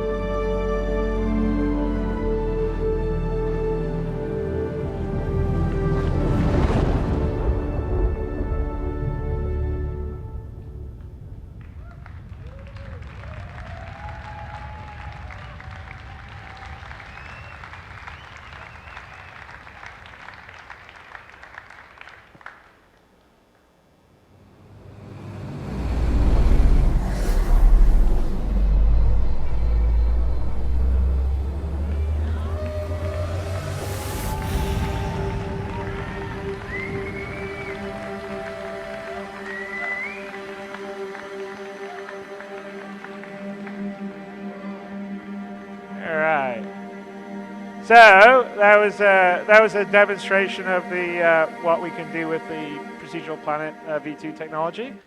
Let me just go to the next slide. So we're going to I'm going to hand it over to Sean Tracy, who's our technical content director, and Simon Vickers, who is a senior designer in Planet 42. And we're going to sort of open up the curtain a little bit. They're going to get in the editor. And they're going to sort of zip you around the planet we built for this, which will be a planet that will be in Star Citizen eventually. It's just not in the Stanton system. And so I can kind of show you some features behind it, and then there'll be a deeper dive done by the German office. So I'll hand you over shortly. And I have to say that that last thing was the first time I've ever seen it in any time we've done that playthrough. But that's live demos for you. So Sean, over to you. Awesome. Thanks, Chris. Hey, everyone. How's it going? All right. So, yeah, you guys know I get excited about this stuff all the time. So they thought they'd put a mic in front of me, and actually, like, usually I write down bullet points of what to say. I actually have bullet points of what not to say. So that's going to be good stuff. So I wanted to show you some behind the scenes. They want to see your screen up there. Very good. All right. So what you're seeing in front of you, myself and Simon work in this every day. This is the Spacebox editor. This is what our developers use to build our systems, build the planets. Pretty much anything that goes in the game runs through the editor. So you might recognize Port Olisar, but what you probably haven't seen before is the planet that's sitting there underneath. So one of the big things that we had to do with the CryEngine, and I get asked this a lot of times, like, what did we change from the CryEngine? Did we just take that and start plopping models into it or whatnot? Not at all. The terrain system had to be completely rewritten. So one of the biggest things that it needed to support, of course, was spherical terrain, like you're seeing up there. One of the other things it had to do was go up to a planetary scale. Now, the CryEngine terrain system was actually really good in the first place, but it was designed for, you know, a flat 8-kilometer sort of area. And not a true planet. So one of the other things is all this stuff is runtime generation. So all of it is happening in real time right in front of you. You saw we had the frame counter up in the top right for the entire demo there. And that's something that you know, any engineer, any artist, anybody working on the demo can really be proud of, because that frame rates of that level are hard to get when you're trying to do content to this fidelity. So one of the other things that you saw was the seamless transition from space to first-person ground. I haven't seen any other project or any other game, to that matter, that has the sheer range of scale that we have. So when you get really up close on the first-person terrain, it looks like you're down on the terrain. It's not blotchy. It's not too big. You don't get all screwed up with the scale.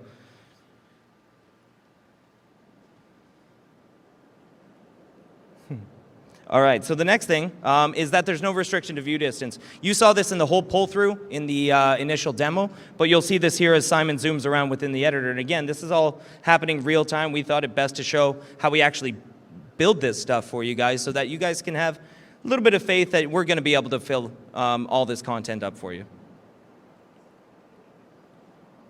So one of the things we like to do is just kind of show the scale, because the scale is really hard to wrap your mind around. Even as a designer, it can be very jarring when you go from just a centimeter level of precision all the way out to thousands and thousands of kilometers. So he plopped a character in there just to give you an idea of what you're actually looking at, because it can be easy to get sort of a God complex when you're looking at this kind of stuff. All right, so I think we're going to go find a little area here and do a little bit of work, because one of the biggest and most powerful pieces of the tools, and it's probably what we work on the hardest, is that it's artist guided, but it's procedurally generated. So the artist can still have this really fine-tuned control over the areas that they want, but we can do it on such a massive scale, and they can even go in afterwards and sort of tweak up the objects. So you'll see he's actually just creating more landscape. We actually use an ecosystem technology to do this. So I'm going to let Simon paint a little bit of terrain here.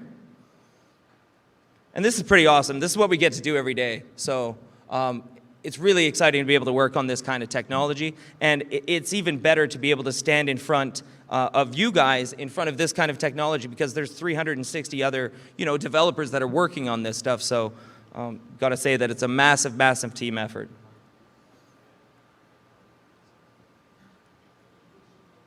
All right, so what he's actually doing is taking down different ecosystems. The ecosystem is kind of like a high-level visual representation of a classic level, of a classic game level, really.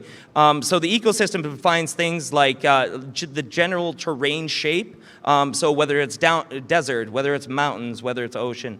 It also defines some of the main feature terrains, things like erosion or valleys and trees. And you can see as he paints around, it changes all the ecosystem underneath.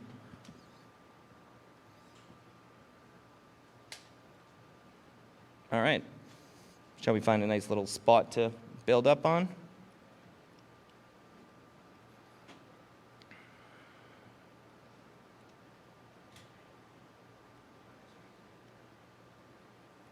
So while Simon looks for a little spot here, just to let you know, the planets are made out of all these ecosystem tiles or chunks, and it's made out of thousands of these chunks, and we can modify them again on a really, really macro scale, so on a planetary scale, or on a very, very micro sort of scale.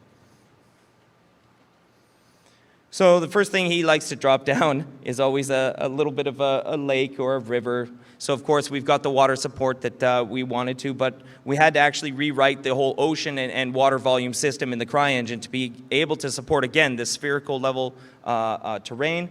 And as you can see, the results are actually really, really good.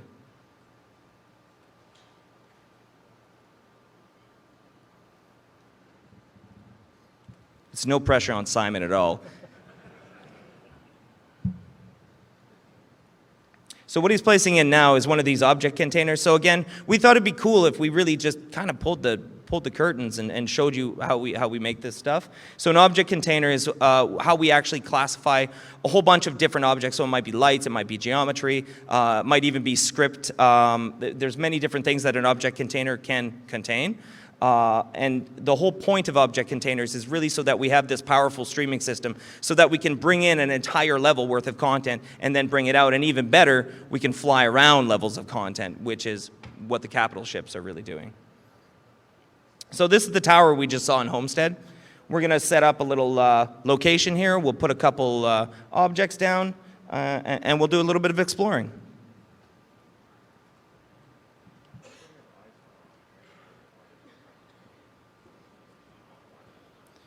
So you see how quickly the designer actually controls the procedural distribution of the trees, grass, groups of objects, and this isn't restricted to vegetation, right? You can do this with rocks, you can do this with grass, you can do this with buildings, maybe, question mark? We'll get to that at some point, I'm sure.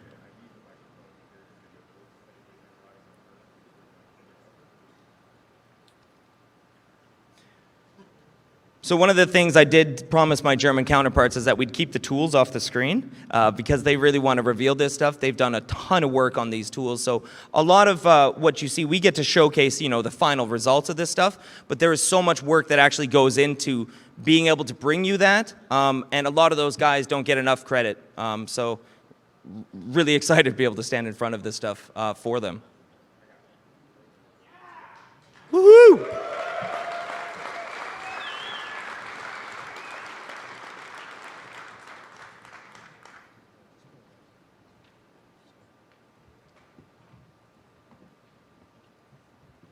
So he's dressing up the scene a little bit. He's trying to make it a little bit nicer looking.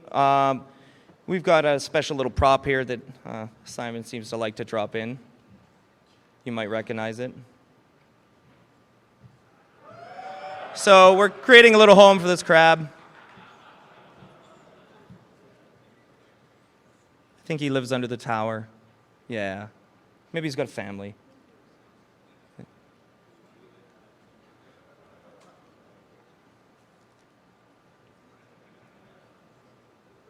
Yeah, it's a daddy crab, you know. Yeah. Now we're talking, Simon. Now we're talking. So that gives you a really good idea of, you know, this took what, maybe, you know, 5-6 minutes, and we were able to build up just a little section. Now, you know, this isn't about to ship out to you guys looking exactly like this, but again, it shows. Oh, I thought he was mad. We would ship it, Simon. We would ship it. You would all play it, I'm sure.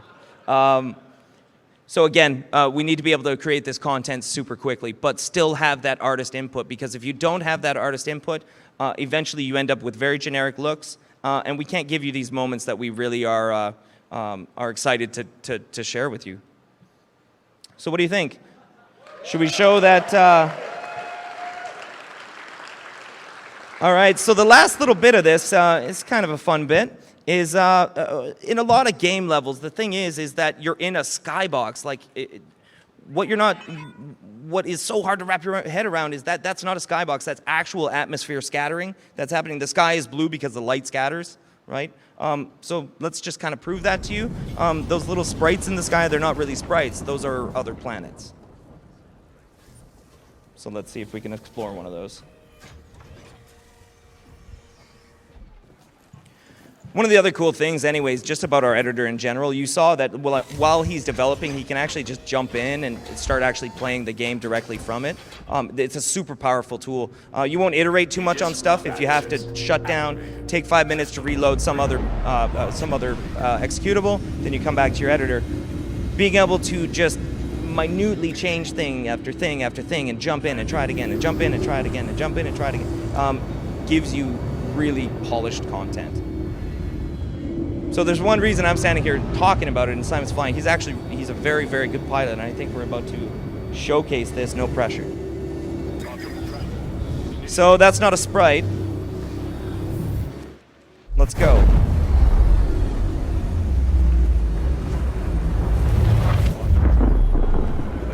All right. So a little bit of a different looking planet here. So this is kind of showing off a little more of the exotic ecosystem that we can do, and we barely just scratched the surface on how far we can really take the exotic bits. These are sulfur lakes. This place probably just stinks. I mean, it's super hot.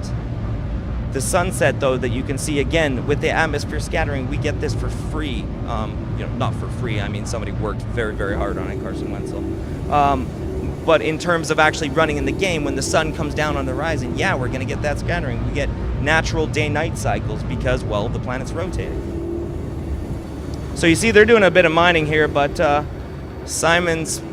he's brave. All right.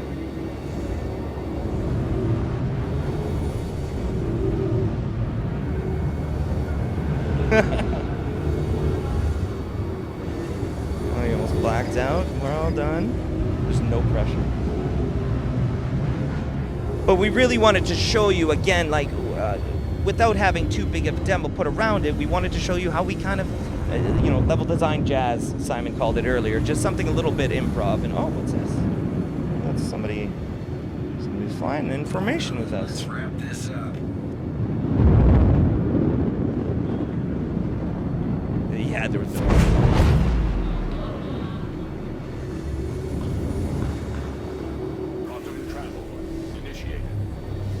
So we're gonna go chase him down, see where he went.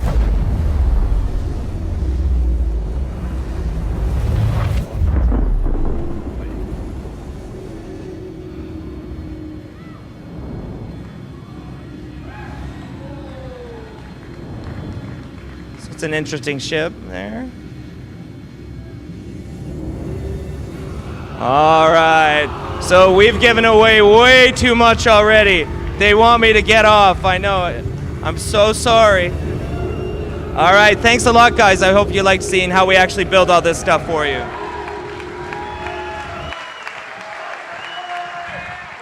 All right, so that was a little view behind the curtain. A few little things that you'll see a little later on when we show you the Squadron 42 polish level. But anyway, so I'd also like to point out that the whole sort of Discover the Javelin Sandworm demo, I believe, when we did Gamescom, we didn't have any of that. So that's how quickly, with the tools that have been built by the team in Frankfurt, that we were able to sort of put that together. Obviously, we had some of those assets, like the Javelin, although we had to wreck it and put it in the desert. But all the ecosystems, building that world out, that's just the beginning. The tools are built to iterate really quickly, so what we've been concentrating on is the technology to put in place to enable us to populate the universe of Star Citizen with incredibly high fidelity content. If someone's doing a drinking game, I guess you have to take a shot when I say fidelity. Fidelity, fidelity, fidelity. Everyone's gonna get drunk now.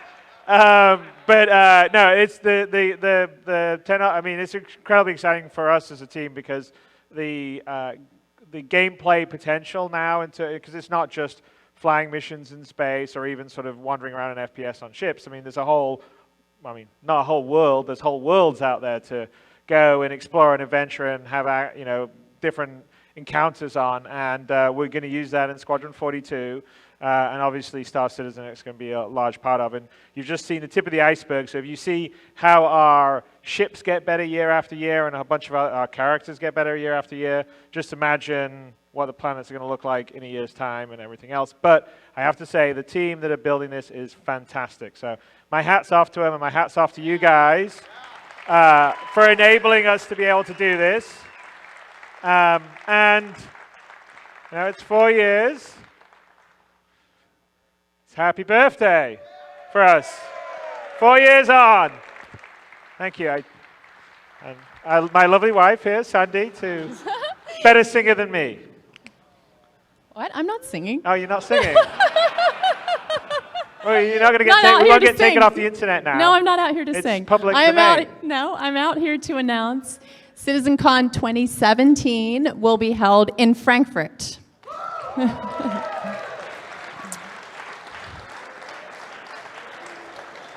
So as soon as we have all the details, we will share them. And I'd like to give it up for all of the staff who have put in hours and hours and hours all around the world, all our 363 staff. And our volunteers, where are our volunteers? Okay, they're coming. Who's going to kick? Chris, are you going to kick off the singing? What's that? You're going to kick off the song? I can't. My singing's awful. Happy birthday to you. Happy birthday to you. Happy birthday, dear Star Citizen. Happy birthday to you. There you go.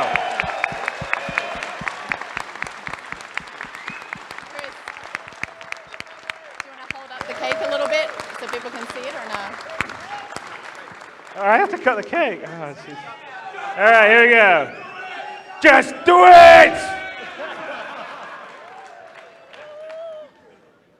I did it. All right, who wants to cut out other things? All right, I would say thank you to everyone here. Thank you to